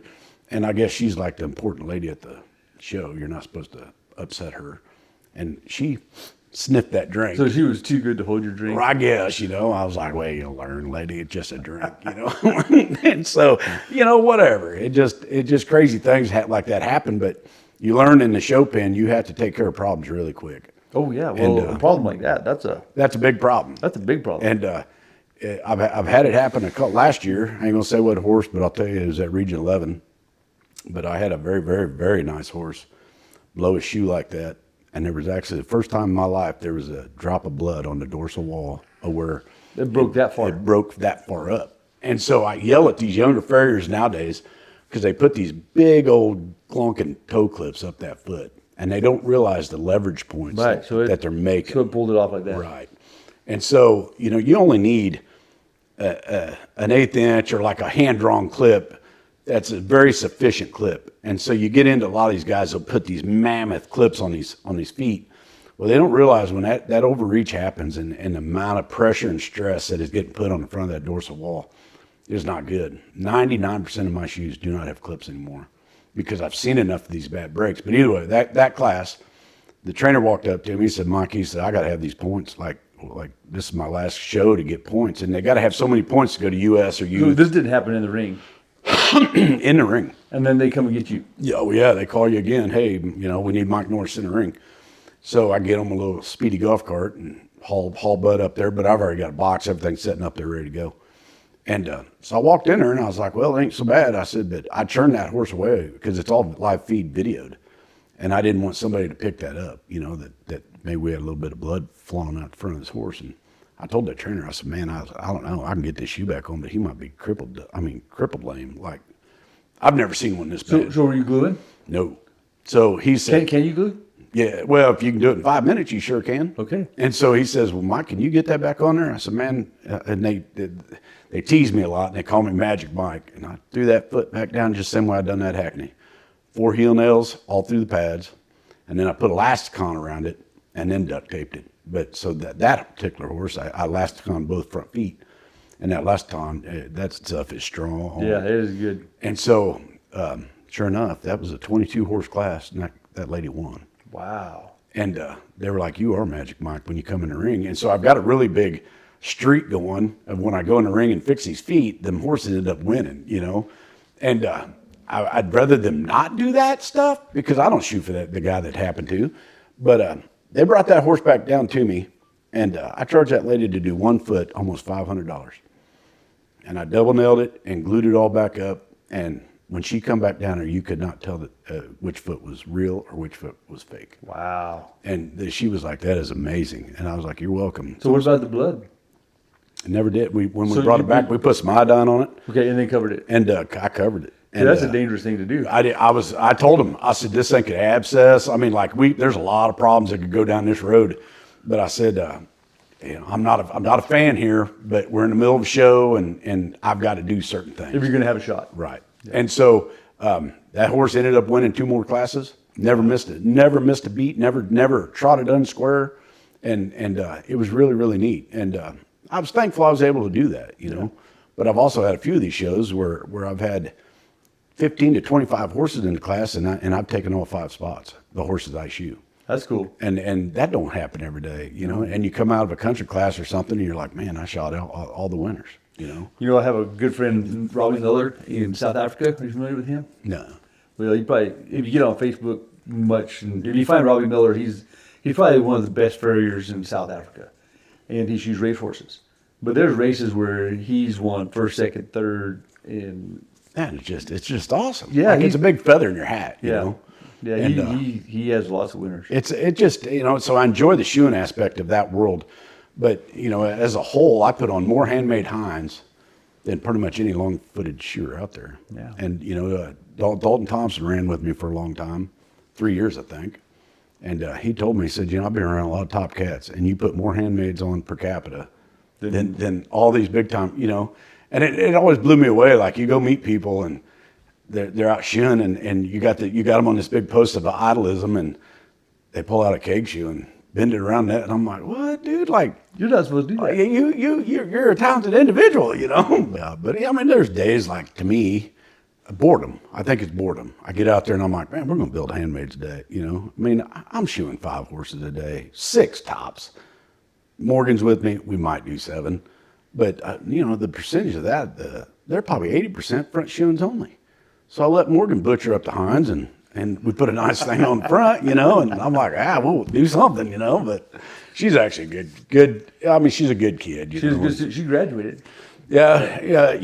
I wish I told her I'd give her more money if she'd go get her CF or journeyman. And I think Tom Trozen's one kind of taught me that. And he said, you know, you're too nice to your help. You pay him a lot of money, and you go to look at Jace Ellis Jr. That man's paying a lot of money for his help, and there's times I'd just rather go work for him and be the clinch guy. You know, I don't care. But You know, I had his dad. His dad's gonna be my next. yeah, next guest. I met him down there at Sunrise. Well, when we had that clinic with Doug Russo, he was down there, and I chatted with him for a little bit. And I'd never met him. Oh, you're great, man. Yeah, really nice. But he was guy. sitting there a week ago. Yeah, Yeah. and so I've got to listen to that podcast. No, it's too. not, it'll come out Monday. Yeah, but him and his boy, you know, like Junior, me and him, we dance around a lot together, Yeah. you know. But I can nail on his shoes, he nails on my shoes. It ain't a big deal. You know, the Batman deal, like we'll get into that. Jim Sproles sent a horse up to, well, he didn't send it, but whatever training barn he was at, they sent a horse up to Ryan Strange, Liberty Meadows, and I pull up this fancy, goofy shoe of Jim Sproles, and it has that big S on there, Superman. And I said, well, that's about stupid. And so the next day I called out there to California, got a Batman stamp rushed to me for $275. And I pushed that horse off a week. And so the very next week I shot it and then put Batman over the top of it, right? Just as a stupid joke, and sent it back to Jim. You know, I was like, there you go, take that one. Well, he said, well, God dang, look at that Batman. And so me and him started this little feud. But fun. A fun feud. Okay. And so I become known as the Batman Farrier. And so now I have that stamp. Well, then 2 years ago, I got a little irritated at some people. So I went and got the middle finger stamp. And Oh yeah, Austin has one of your tools. yeah, and so every now and then, like if I know that horse is leaving, going somewhere else, they get a little treat when they get to see them feet, you know. But it's just fun, you know. So here's a clean joke for you. The guy said, "Hey, I've been working on my Batman impression."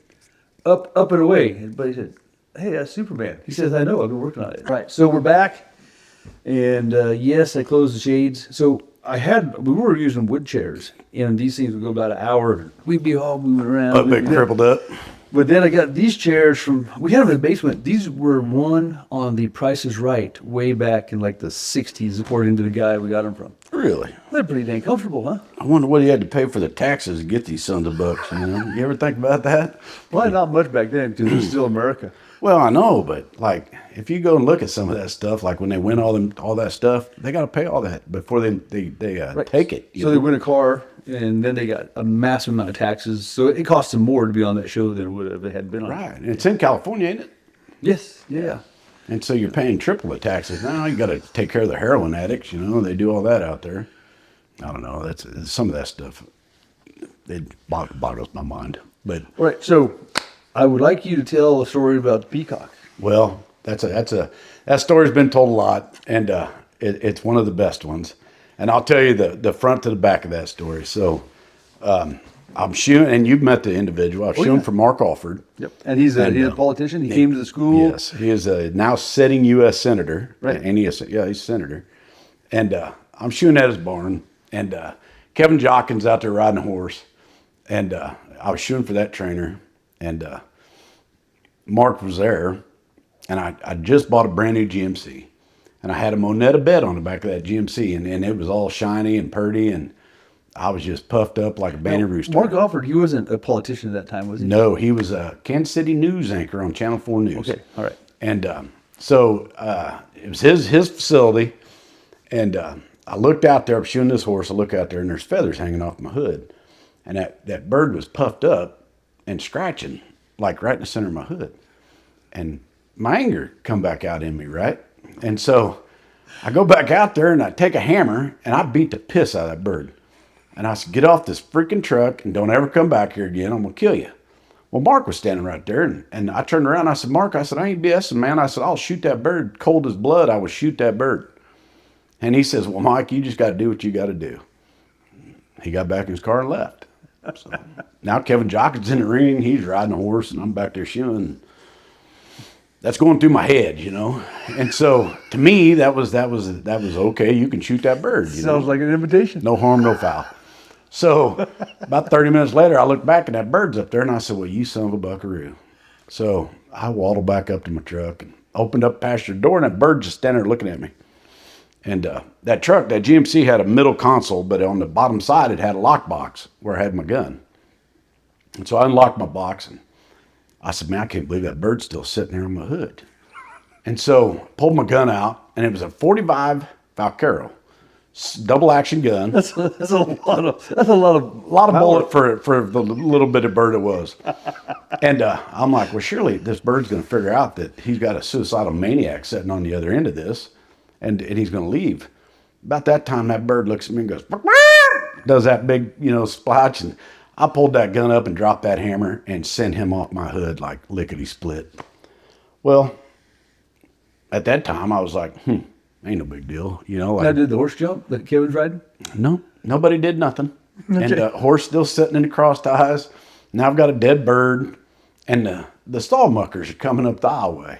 About that time, the show manager or the barn manager comes out of the trailer, and she's losing her ever loving mind. And I'm like, what's her problem?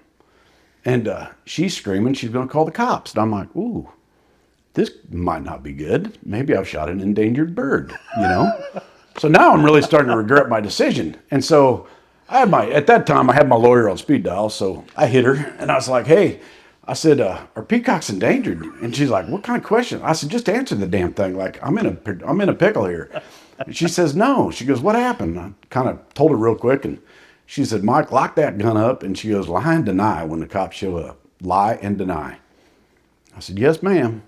So the stall muckers are sitting there. And I said, hey, boys, you want to make $20 a piece? And they said, heck yeah. And so they opened up that spreader in the center. They already had it all full. But they opened up the center, and they picked up that bird and put him in the middle and covered him back up. Well, this lady done ran off back to the office. She was calling the cops. And so we're out there with paper towels, and we wiped up all the blood, picked up every feather, and put that in the manure spreader. And about 20 minutes later, 2 Kansas City cops rolled in. And the only thing I could think in my head, my lawyer told me, she goes, you're inside the city limits of Kansas City, and you've discharged the firearm. She goes, so that's probably going to be your biggest trouble. And I was like, okay. But in my head, I'm still thinking, lie and deny, don't worry about it, right? And so when you got to throw some BS out, every now and then you got to do it on your feet and do it on the run. So these cops are up there talking to me, and I told the one officer, I said, man, she's drunk. I don't know. I said, I shooed the bird away. I didn't shoot, I shooed. I said, she's drunk, man. Like, I don't know what's wrong with her. Something's wrong with her. Now, were there more peacocks around? Yeah, there was a bunch around. Okay, so you can say it was that one, huh? Right. And so the cops are like, they're standing to their back to the alleyway of the barn, and I'm sitting leaning up against my truck. And you can see the manure spreader go by, and feathers are just blowing out the back of that sunbuck. And I'm like, man, if they turn around, I'm going to prison. Like, this ain't going to be good. And so they never did turn around. And the one cop takes the lady away, and the other cop takes me away, and we have a talk. And he says, well, I need to search your truck. Absolutely. Go ahead. So he gets that lockbox and he says, what's in here? I said, need a warrant. I don't know. There ain't nothing in there. He goes, well, there ain't no gun. There ain't no shell. There ain't no evidence. He goes, there's really nothing we can do. 45 was a semi-automatic? No, it was a Vaquero. So it was a cylinder load gun. So Okay, the bullet stayed in that cylinder, right? So it was a revolver. And so the other cop comes back, and sure enough, that girl was drunk. And I was she like, was. oh, look at me go. And so now I'm really going to lie, I'm like, well, this crazy thing, she's always drinking, and I'm just throwing fuel on that fire because I don't want to get in trouble, And so the cop said, we're going to write up a thing and we had a complaint, blah, blah, blah, but we don't have any evidence. Whatever, you're free to go. And I'm like, all right, sweet, have a great day. So I go back to shoeing my horses. I get done. And I'm in southern Kansas City at this time. And my last stop of the day was in a town called Blairstown, Missouri. And it was probably an hour and 30 minutes from that barn to my last stop. But she lived by me, and so I didn't mind going down and shooting for her. Well, I'm down there shooting for her, and she was a little pretty lady, Lisa Browning. I'll never forget her in my life. And she's sobbing. I mean, like sobbing, holding this pony. And I said, it's Lisa. I dropped a foot, and I said, Lisa, what's wrong, honey? She goes, my cat's on your truck, and I don't want you to shoot it. I said, how in the heck did you know? Everybody's been told about that, blah, blah. And like, it was wildfire. In an hour, huh? In an hour and a half. Like, everybody'd heard this story that I'd maybe smoked a peacock or didn't smoke a peacock. And I was scared. So I was like, I shot at him. He had a heart attack. I don't know what happened. Like, I'm making up BS, And so in about a week's time, I lost 30% of my business. Oh, no kidding. Oh, yeah. I got fired. I mean, people call me up right and left. So Did you lose Mark Alford? No. And no. Mark's surprising. We'll get there. And so I lose a bunch of business. And then about 10 days after the shooting, or the so shooting, Mark calls me and says, "Hey, you want to get rid of some more birds?" I said, "Mark, absolutely not, man. This has turned into it like an ordeal, dude. Like, I'm getting fired right and left. People think I'm a loose cannon." And he's like, "Oh, now, Mike, blah, blah, blah." He goes, "You wouldn't believe how much I got to pay." Because he had Mercedes pulling in there, and like he was getting cars detailed all the time, paying for that out of his pocket. Oh. And so he was like, "I'm absolutely not mad at you."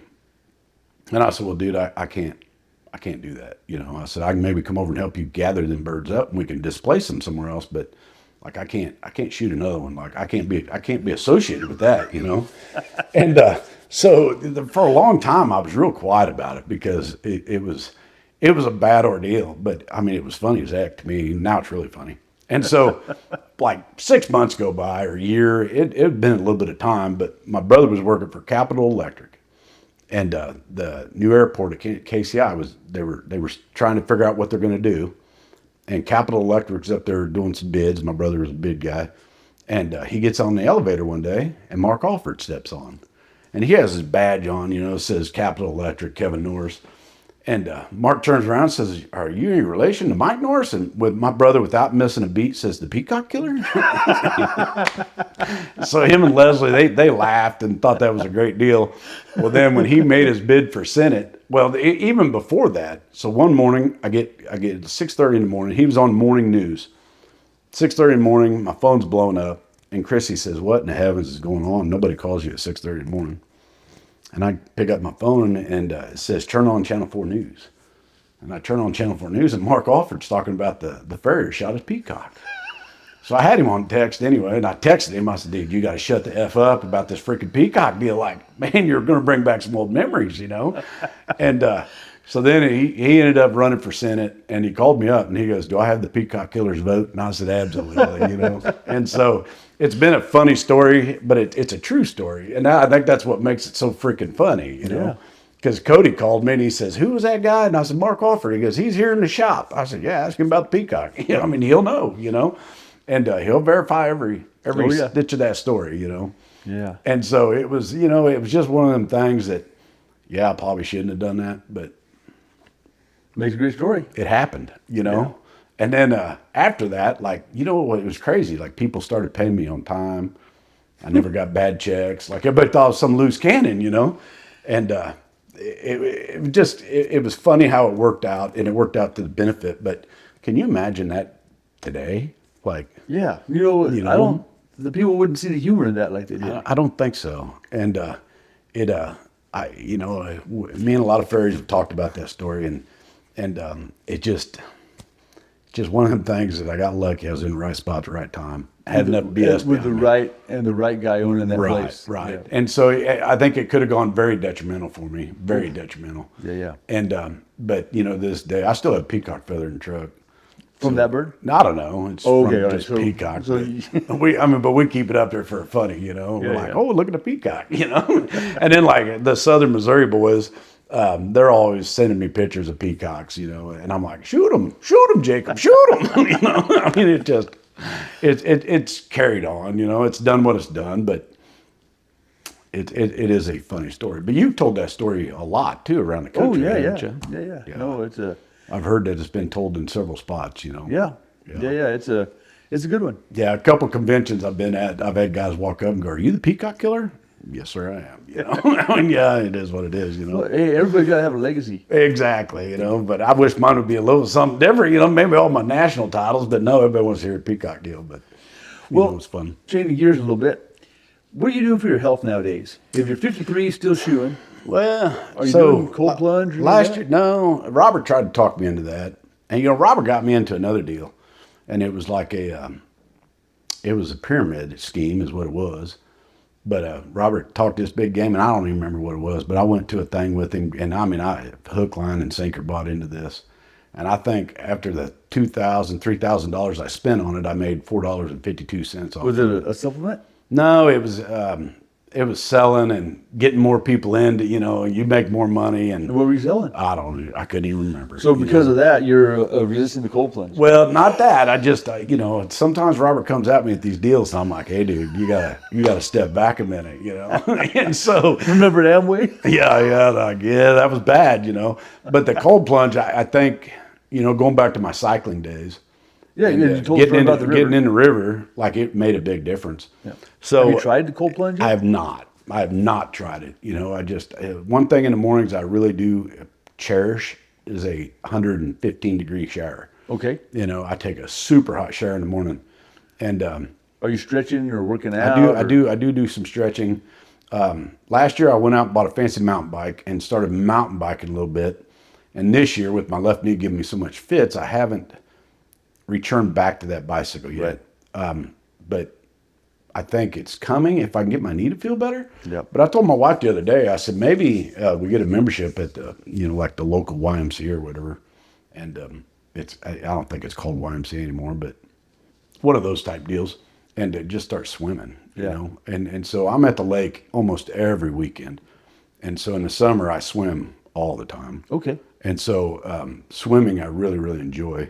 Fishing and swimming. But other than that, a little bit of beer and whiskey and Copenhagen, keep pretty straight. And you're eating. I'm back to the Paleo diet. And I think they call it keto.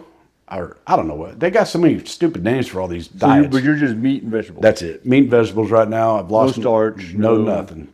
I say that. I still have beer, like maybe 3 days a week. I'll have a beer at night or a couple beers. Not like I was doing in my old days. I mean, in my old days, man, it wasn't nothing. Go through 6, 7, 8 beers at evening. Right. And do that 7 days a week, And so I've kind of cut that back. But, as far as my health, I think, I don't know, I just had a colonoscopy last year. And how was that? Miserable, I mean, they're never fun. I've never had one. So. You're going to have to. I mean, you're getting to that age, you're going to have to. But that doctor was like, dude, 10 years, come back, we'll check you out again, But they did the endoscope too, checked my gut. That's when they figured out I had that high-end hernia. And luckily it wasn't on the same day. So have you heard my podcast with Joe Cuthbertson? Mm-mm. So you need to listen to that one. He had a hernia. And he went down the trail trying to get it fixed. And he ended up and he had blood pressure 200 over 100 something. So he was in trouble. And the company that had the hernia fix also had the blood pressure fix. And so his wife was like, "Hun, you have this hernia just so that you could find this blood pressure thing." But Joe Cuthbertson, he was an episode. It's not a video episode. It's just one of the audio ones. But you should listen to that. I will. I listen to quite a bit of them. Yeah, no, I know you listen to several, but that one, just from a hernia and a blood pressure perspective, might be amazing. Yeah, so last year, it was last year, that's when I found out about my blood pressure. And I was mowing, of all things. And I take a lot of pride in my yard. But I got a big old pin oak that when I moved in there was about 7 foot tall, and she's about 60 foot tall now. Wow. And I really baby that tree a lot. I've never trimmed a branch off of her and things like that. Well, Ernesto, you remember Ernesto? Ernesto came to school here. He was staying here or with me, and he went out there and pruned some branches that was getting in his face when he was going under that tree. And one of the branches he trimmed, but he put a point to it that I didn't know about. And I'm out there mowing.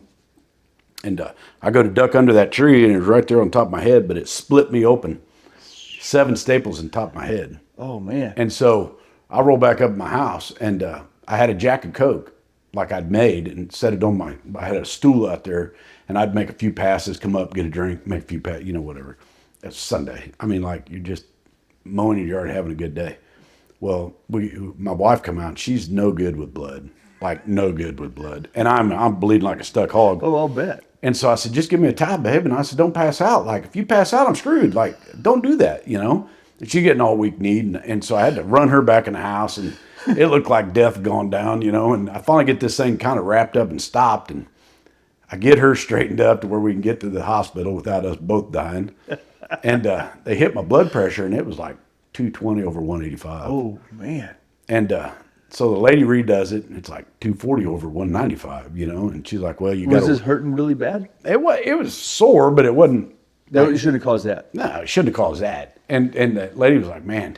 So the doctor comes in, and doc's like, hey, your blood pressure is really high. He goes, but I'm gonna sock it up to this wound, and that you've been drinking. I'm like, dude, I had like 3 drinks. Like, I ain't even had a drink yet. Like, I had 3 sips out of that drink. And he says, well, we can't give you any anesthesia or anything like that. We're just going to staple your head shut. Oh, what? And he says, yeah, that's what we're going to do. And I said, okay, whatever. Well, it's a little- Why? Because of your blood pressure? Well, I guess. And so they come in there with this little staple gun deal, and they didn't pull the hair out of my wound. They didn't clean my wound. They didn't do nothing. They didn't clean it? Nothing. They pulled out that stapler and put 7 staples in my head. And then he come back like he wanted to do one more, and I told him I was going to swing if he did, you know. And my wife's like, I don't think he's playing. Like, she'd never seen me, like, clench something so hard. That hurt. I bet it did. So he threw that gun up on the counter there, and I said, well, what are you going to do with that? And he says, well, it's ruined. We're going to throw it away. And I said, the heck you are. So I stole that, put it in my wife's purse, went home, disinfected it, put it in its own plastic bag now. And they done taught me I don't need drugs or any of that. I just, next time I'm stapling my own stuff up, you know?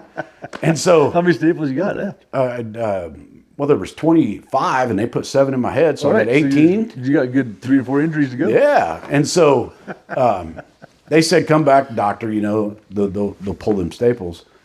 And I was perturbed that they didn't give me any anesthesia and they didn't clean my wound. And I was ticked off. And then they handed me like a $5,000 bill on that deal, right? I mean, like it was high, yeah. And my insurance ain't that great. Obamacare really knocked that out of the Oh, park for man, me. Obamacare killed self-employed people. Oh, it was bad. The self-employed people that are about where you and I are, that are making about, you know, where we're at, we got screwed by Obamacare. Oh, yeah, because I had Blue Cross Blue. It was the greatest insurance I ever had in my life. And they pulled out of Missouri, right? And just gone. Yep. And so I won't say what vet I went to, but I went to a veterinarian. And his 2 little grooms, or whatever they're called, vet techs, sat me down in a chair and took an iodine brush and scrubbed my wounds, cleaned it, and then they pulled all my staples out. And like they actually done a really nice job. But you know, to this day, I still pull wood out of that wound every now and then. No Like kidding. I'll be picking at it and I'll pull out a little piece of Little splinter. old pin oak, you know, and it astonished me that they did not clean that wound up. No kidding. I didn't really care about the anesthesia. I mean, I could deal with that, whatever. But I just never understood that. And they give me such a big bill. Yeah. And so it really upset me. So I was like, you know what? I'm a tough old guy. So now I got staple. Anybody gets cut up, you know, I got you. Got the old stapler to go, you know. Well, before we close this, why don't you tell me a story about the Caribbean? Oh yeah, so that's a fun story. So we covered the ironworker deals, and my wife told me, you know, back in them days, she goes, you get back on that go dust again, and that's going to be the death of you and me. Like, we'll be divorced, we'll be done. Yes, ma'am, you know. And So you don't really like cocaine, you just like the way it smells, right? yes, exactly. It smells really good. But so we go down to Jamaica, and we're at the grill. How long ago was this? 6 years ago, 5 years ago, something like Okay, that. so not that long Not ago. not that long ago. And so we're down there, and come to find out, one of my customers owned a resort just 2 doors down from where I was at. Oh, you didn't know And till you so got there? I didn't know until I got there. Well, then I texted the trainer, and I said, hey, man, I said, this is where I'm at. And she goes, oh, my dad's place is right down the road. Go down and talk to a guy named Mikey. He'll get you anything you ever want. Anything you want, you'll get. And I was like, heck yeah. So, you know, you go, I don't know, have you ever been to Jamaica? Yep. And so they just, like, you get on a beat and they walk up, here, you want weed, you want this, you want that. It's crazy how much they try to shove it down your throat. And I kept telling them old boys, I'm like, I don't want none of that junk, you know, like, get away from me. And this one old guy come up, and I said, dude, if you ain't got no nose candy, get away from me. Well, the next thing I know, I'm having a meeting with Mikey and broken English, and I buy $500 worth, which was almost $5,200 Jamaican of cocaine. Would it be the same amount you got in the U.S. for $500? No, it was a lot more. It was a bunch, and so. And was Chrissy with you? No, well, I mean, she was there, But she wasn't with you for she was not on the dope Well, the deal, deal was going right, down. right. And so, like, this deal goes down, and Mikey shoves it in my pocket. He's like, dude, you don't get caught with that in Jamaica is bad. That's 10 years. I'm like, well, man, that ain't good. I said, I didn't want that much. You know, like, we got in this huge disagreement, and I'm like, well, I don't have that much cash on me right now. You know, like, we got an issue. And so when we go on vacation, we always take a certain amount of money, and that pays you for excursions and whatever you're going to do, you know. And so now I'm up there at my resort, and every day these 2 black guys come down, and you know, in Jamaica, they got lines on these resorts, and they can't cross it. Right. And so he'd just sit down there, and he'd ask somebody, hey, is Mikey Norris down here, Mom? And Chrissy's like, look, you made friends. And I'm like, yeah, I made friends. They want to cut my legs off, but whatever. So you took it, but you hadn't paid. I hadn't paid yet. Yeah. Oh, no. So I'm there for 6 or 7 days. And does Chrissy know? No, she still don't know this, right? So we'd met some people down there, and I met this recovering junkie.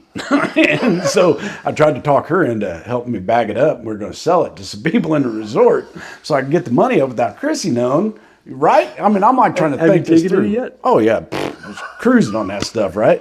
She still doesn't know. No, I'm still making poor decisions, right? And so you're drinking a lot, you're out there, you're having fun, you're in the sun, there's nothing going down. And so then the two guys come up another day, and they said, hey, we're going to take you to this place called BB Island. We're going to cook you a lobster and blah, blah, blah, but Mr. Johnson from Parliament's going with us. I'm like, well, this is weird. I still owe them money. And I'm like, man, I think they're going to sink me in. Like, this ain't going to be good. My wife's going to watch me die. So, I got to play it cool. So I'm like, yeah, we'll go. Whatever. I can't really say no at this point. And so I surprised Chrissy. I'm like, we're going to BB Island and your husband's going to die, And so we get over there and we meet Mr. Johnson, which he was a member of Parliament and a terrific, nice guy, but really laid the authority of who he was. And it was a message, and Chrissy didn't really understand that, but like he was giving me a message of he was a very important guy that I could maybe disappear. And she still doesn't know. Still oblivious to this. So the night before we were going to leave the next day, my wife every night, every morning walked down the beach. And I said, hey, babe, I'll walk down the beach with you tonight. And I never did that, It's like to this day, I still don't do that. And she's like, what's wrong with you? And I said, well, I just love you, blah, blah, blah. Well, I'm figuring like my gut's in knots because I think I'm going to lose my wife over this deal. Like, this is how stupid I was, And so we get to walking down the beach and I tell her, hey, them two black guys come see us every day. I kind of owe them some money, blah, blah, blah. And she rips me up one side and down the other. If she had a bat, she'd have beat me right there with it, I'm sure. But we walk all the way down to the only American restaurant that was on that island in a grill. I can't remember the name of it. But either way, we have to go down there and hit an ATM and pull out like $400. Well, then the lady behind the counter or the bar, she was like, you can't walk back home with that kind of money in your pocket, not in the grill. Like at this time, Jamaica, and I don't know if Jamaica still is, but at this time they were under martial law. And there was a lot of rogue people out there doing some bad things. And so, I'm a mean individual. I was like, we'll be fine, blah, blah, blah. And like that lady really wanted us to get a cab, but I couldn't afford a cab. And pay your bill. I had to pay that bill, right?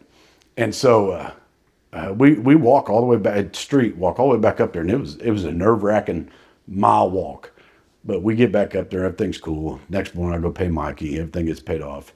So Chrissy, she makes me get rid of all that. And, I promised her, like, it ain't going to happen again, blah, blah, blah, whatever.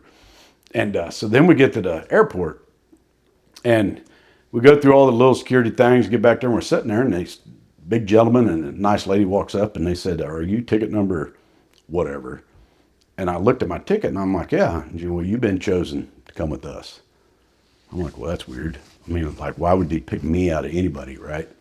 So they take me in a back room. And she has this box that has this wand on it, and she's running it over my body, and it is spiking cocaine, like spiking. Oh, no. And she was like, do you have any drugs on you?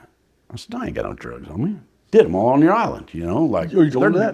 They're gone. Like, well, it's coming out my spores, like, They go through my bag. They take all my clothes off. Like, it got bad, right? You had so much of it that it's coming out of your sweat. Right. And so they gave me a thorough check, we'll say. And so I get everything back together, get on the plane, and I feel like I've been pretty violated, And I'm just sitting there in the plane. I got my knees up on the chair in front of me, and the dang stewardess, flight attendants, they won't give me a beer. Like, and I just need something, right? And Chrissy gets on that plane and goes, you deserve every bit of that, you SOB, and just starts cussing me, And I was like, man, babe, this ain't funny. Like, you don't understand what I just went through, like, you weren't there. This ain't good. And so, that woman has been through a lot with me. Oh, yeah. And So this year we are our 30th year of marriage, and Congratulations. I really don't think there's any other woman on this face of this planet that could have put up with me and my wildness and just how I tick, you know. And I have a funny tick. I'm a very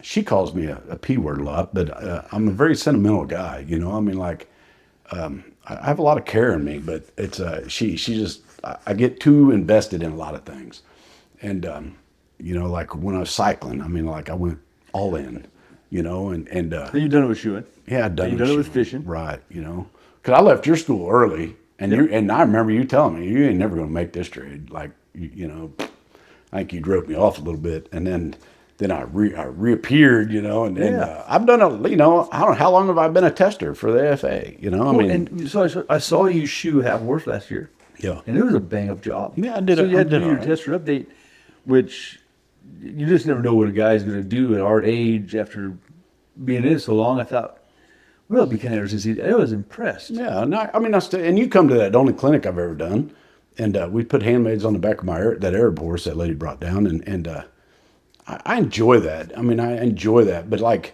the AFA fit and my fit are two totally different worlds, you know. Yeah.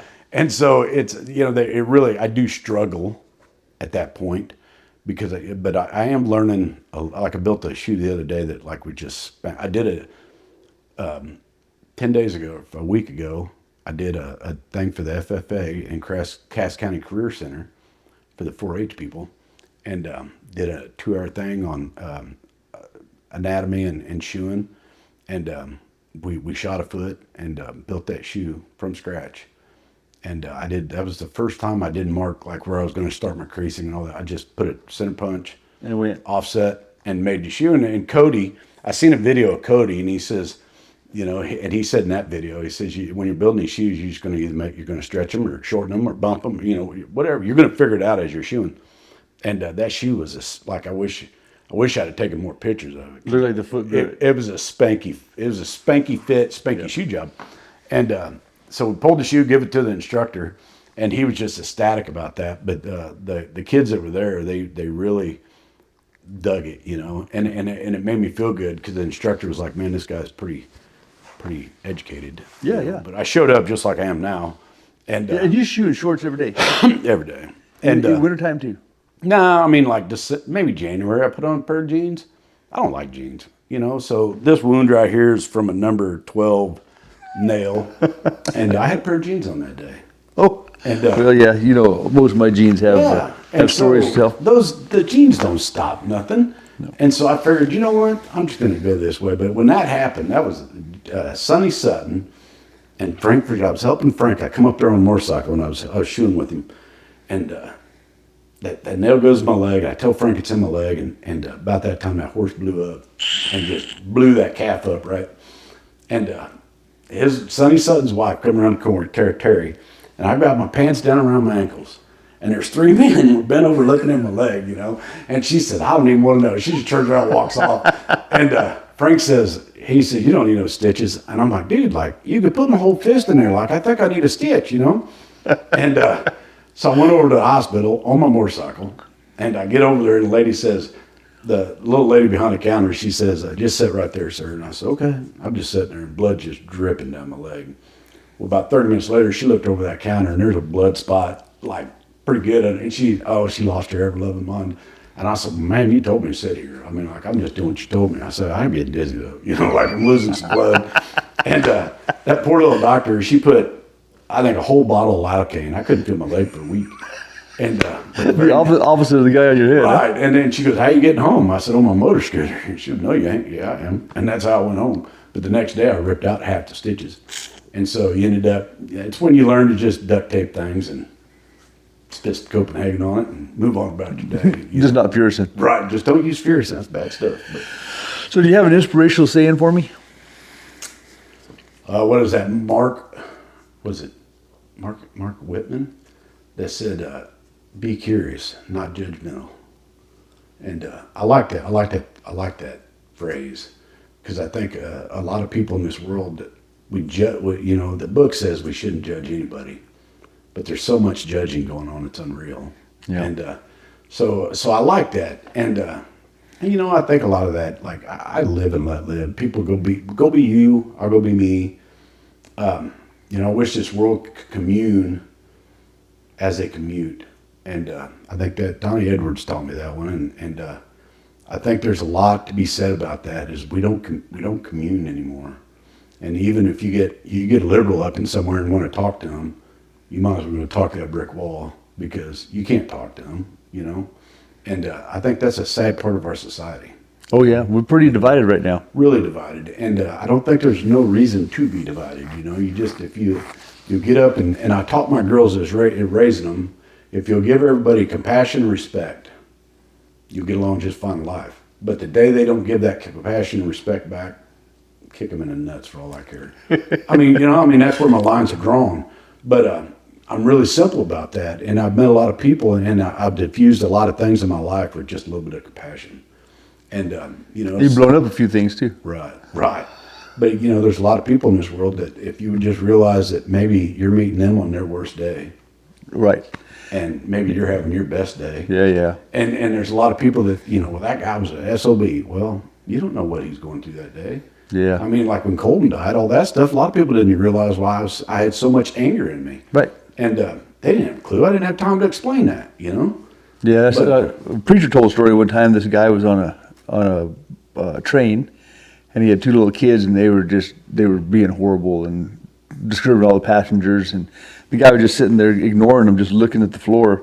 And finally, another guy said, "Hey, aren't you going to do something with your kids?" And the guy looked up and says, "Oh, I'm sorry, their mother has just died. We're just coming home from the hospital." So you really don't know. Right. And it just, I think life, we make, I make a lot of quick decisions. I mean, you drive around in a day with me, and they put a camera in my truck. I think I'd make a lot of people laugh because of things that come out my mouth, because I just don't know what people are doing. I mean, driving I thought was a pretty simple endeavor, but it is a very difficult endeavor anymore, And I don't know. And I guess if any of you guys are out there hearing this, listen to this, if you're in the fast lane, you better be doing 90. Like, get out of that fast lane, like that's my The left lane is for people that are going. Yes, yeah. I'm ready to go to jail. Like, I don't mind a ticket, I've got places to be and people to see, so let's roll, Yeah, it's one day we'll have to come back and tell some of the police stories. There's some good stories on that too. Yeah.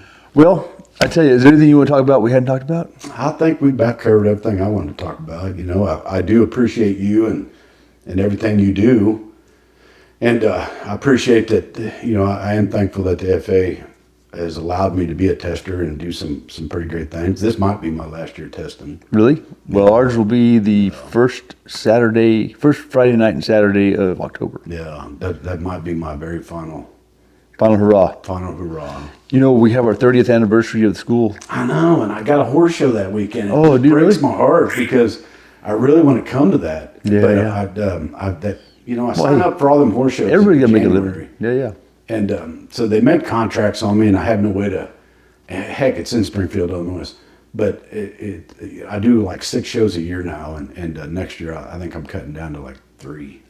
Yeah. I'm just tired of the gun. I'm tired of running on it, but it's there's a lot of things to be thankful for. I'm thankful for a lot of the Farriers that I got to grow up with. You remember Jerry Matthews? Oh yeah. Jerry was around and pushed a lot of us kids.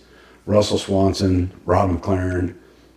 Is Russell still around? Yeah, Russell's still around, but I got to grow up with them guys. Robert, I was blessed to be on Robert's team in Oklahoma when we won the 3-man draft together, and one of my proudest buckles I ever got to acquire. But Russell and I and Robert, we traveled all over everywhere. We're chasing our journeymans, and I feel bad for David and some other people up there because David really has that drive, but he doesn't have anybody to go and have the wild times like right. I mean, we had some really big times out there on the road. Yeah, I had Steve Hayes and Vernon Dutcher and Dusty Franklin and Right. Robert to get plugged in with us once in a while.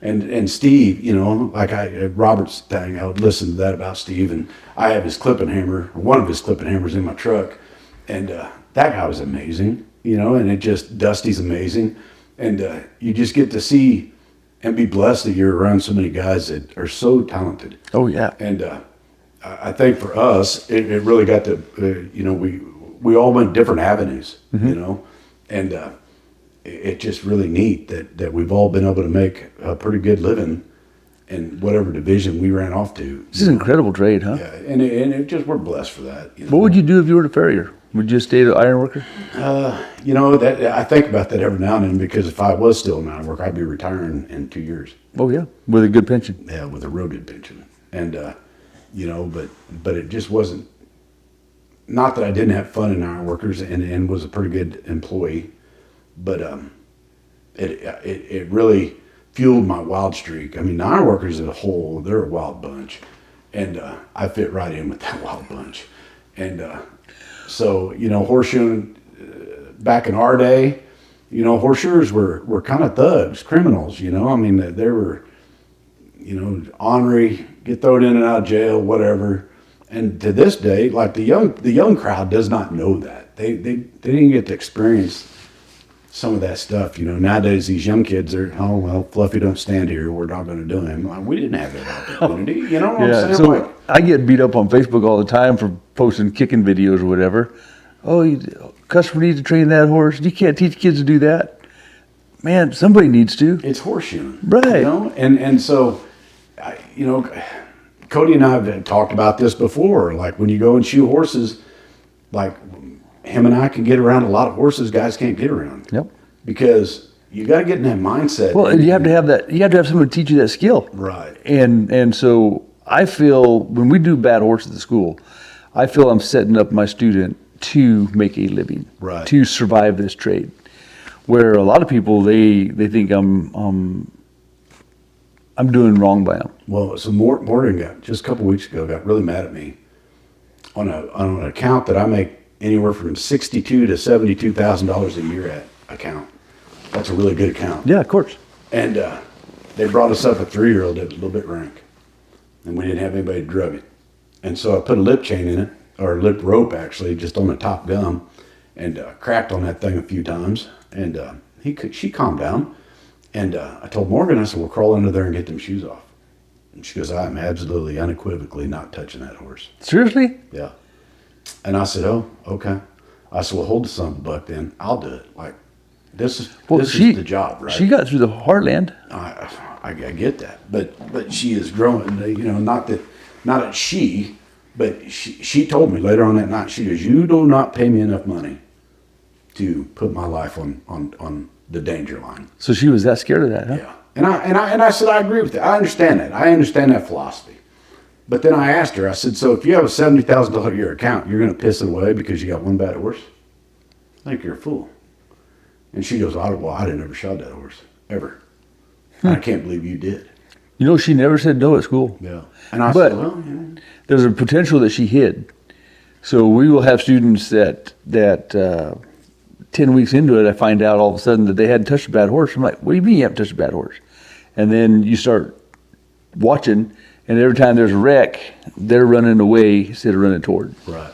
And so I told her, I said, I think you got to get out of that mindset. And I think the biggest downfall that I see in the farrier world as a youth is horsemanship. Oh, and it's piss poor. And it's really hard to learn, really hard to teach. And man, it's, so often the lessons are painful. Right. So often the lessons include getting a broken toe or a bit, right, or a kick. And it's just one of those things, though, that if you can figure out how to outsmart that horse, just for the 30 minutes you're going to be working on him, or an hour, or whatever the time frame is, yep, then I think you're miles ahead. I've had all kinds of horses that have started out really piss poor. Yep. And by the fourth shoeing, they're my best standing horses. Yep. But they also know I'll put the hand of God in them. And so I lead with that. I lead with the heavy hand on a lot of that stuff. But it floored me that she. Yeah, well, I'm surprised to hear that. I wouldn't have expected that. Not nothing to do. I mean, just nothing. And I was like, and now granted on her part, I tried to pick up his hind feet. That horse did double barrel, and I just said, we don't have to do hind feet. We got the front feet done. But I told the trainer, I said, we made a valiant effort, but I didn't have any tools. I just wish some of these young farriers would get out of that mindset that everything has to stand there like a rock. Well, for me, the punishment fits the crime. So if a horse is kicking or trying to bite, they're being aggressive and trying to hurt you, possibly kill you. Right. So your punishment can be appropriate. Right. But if a horse is just maybe pushing at you. That's a different scenario than a horse trying to kick you. Right. So And I tell all all the kids that come with me, I'm like, I have a tier system. If the horse stands like a statue, you get the best job ever. Right. It goes down from there. Right. If they're kicking at me and I can get my nippers out and get a foot nipped, that's all they get. yeah, sometimes they get as good a job as they let you do. It's a crazy deal, but that's one thing in the young world that I do see that it really kind of eats at me is the horsemanship skills. And then I dress like I do, but I show up and then people are like, "Oh, Mike's a pretty dang good horseman." Get around a lot of things. But I always have my chinks on or chaps or Right. I don't know what you're supposed to call them nowadays. I don't think Apron. Apron. I see. I didn't know that. Back in the day, they were called a chink. That's just what they were. But you can't use that name no more. So I think you can. hey, I can think you? Yeah, you I can. don't know. Half chap, chink, apron. I don't know. Put something. But I always have leg coverings on. Leg coverings. Yeah, leg coverings. That's what we'll call them from now on. So it's it's been blessed. I've been blessed in this trade. I've got to judge a ton of kids, and to this day, I'm still friends with a lot of guys that I passed or failed. Yep. And it's fun to come to these clinics or certifications and meet the young kids and see how they've come. And well, it's just like the women in our trade now. I think it's great. They have a lot. Their eye for detail is much better than ours. And the horses like them a lot better. Right. There's several that I've got to meet through your school that I'm just tickled pink with. I watch the progress and what they're doing, and I think it's just terrific. Yeah, but look at Kelly. Like, look how long Kelly. My wife? Yeah, your wife. Yeah. So she's one of the. Well, she competed at Calgary. She's on my 4-man team one time, and she was a high scorer on our team. It was me and Roy Bloom, Dr. Miller, and Kelly. And she got the high score on our team. And I mean, like, that woman's the spiciest woman I probably ever met to go around a horse and work, and doesn't have, I don't think, any fear. Oh no, and she's a worker. She is a tough, terrific farrier. But I just have a lot of respect for her too. But you don't these young kids that I'm going to touch Fluffy. Well, you're going to have to learn how to touch Fluffy. Yep. And you probably get 100 horses on your books that won't move a muscle, but. You're just not going to make any money doing that either, you got to expand a little bit. I think there's give and take on it, but. Yeah, well, I guess all of us got to have a line. Right. And my line's pretty far out there. Kelly's line's pretty far out there. Yours is too. And the young folks, their line's a lot closer. Right. You look at some of these young farriers, they don't have beautiful house. They don't have a lot, but they don't work a lot, and some of that I respect. I'm like, man, I wish I'd like to go travel the world, and that's something that I, being married and having kids and doing everything I've done. I built my daughter the arena for showing and training, but I've always wanted to go to Ireland and like some other place. Just go hang out for a month, shoot some ponies if good, do whatever. Just go see the world and see the difference of how things are done and not done. But well, maybe it's coming. Yeah, man, we'll see somewhere. I don't know.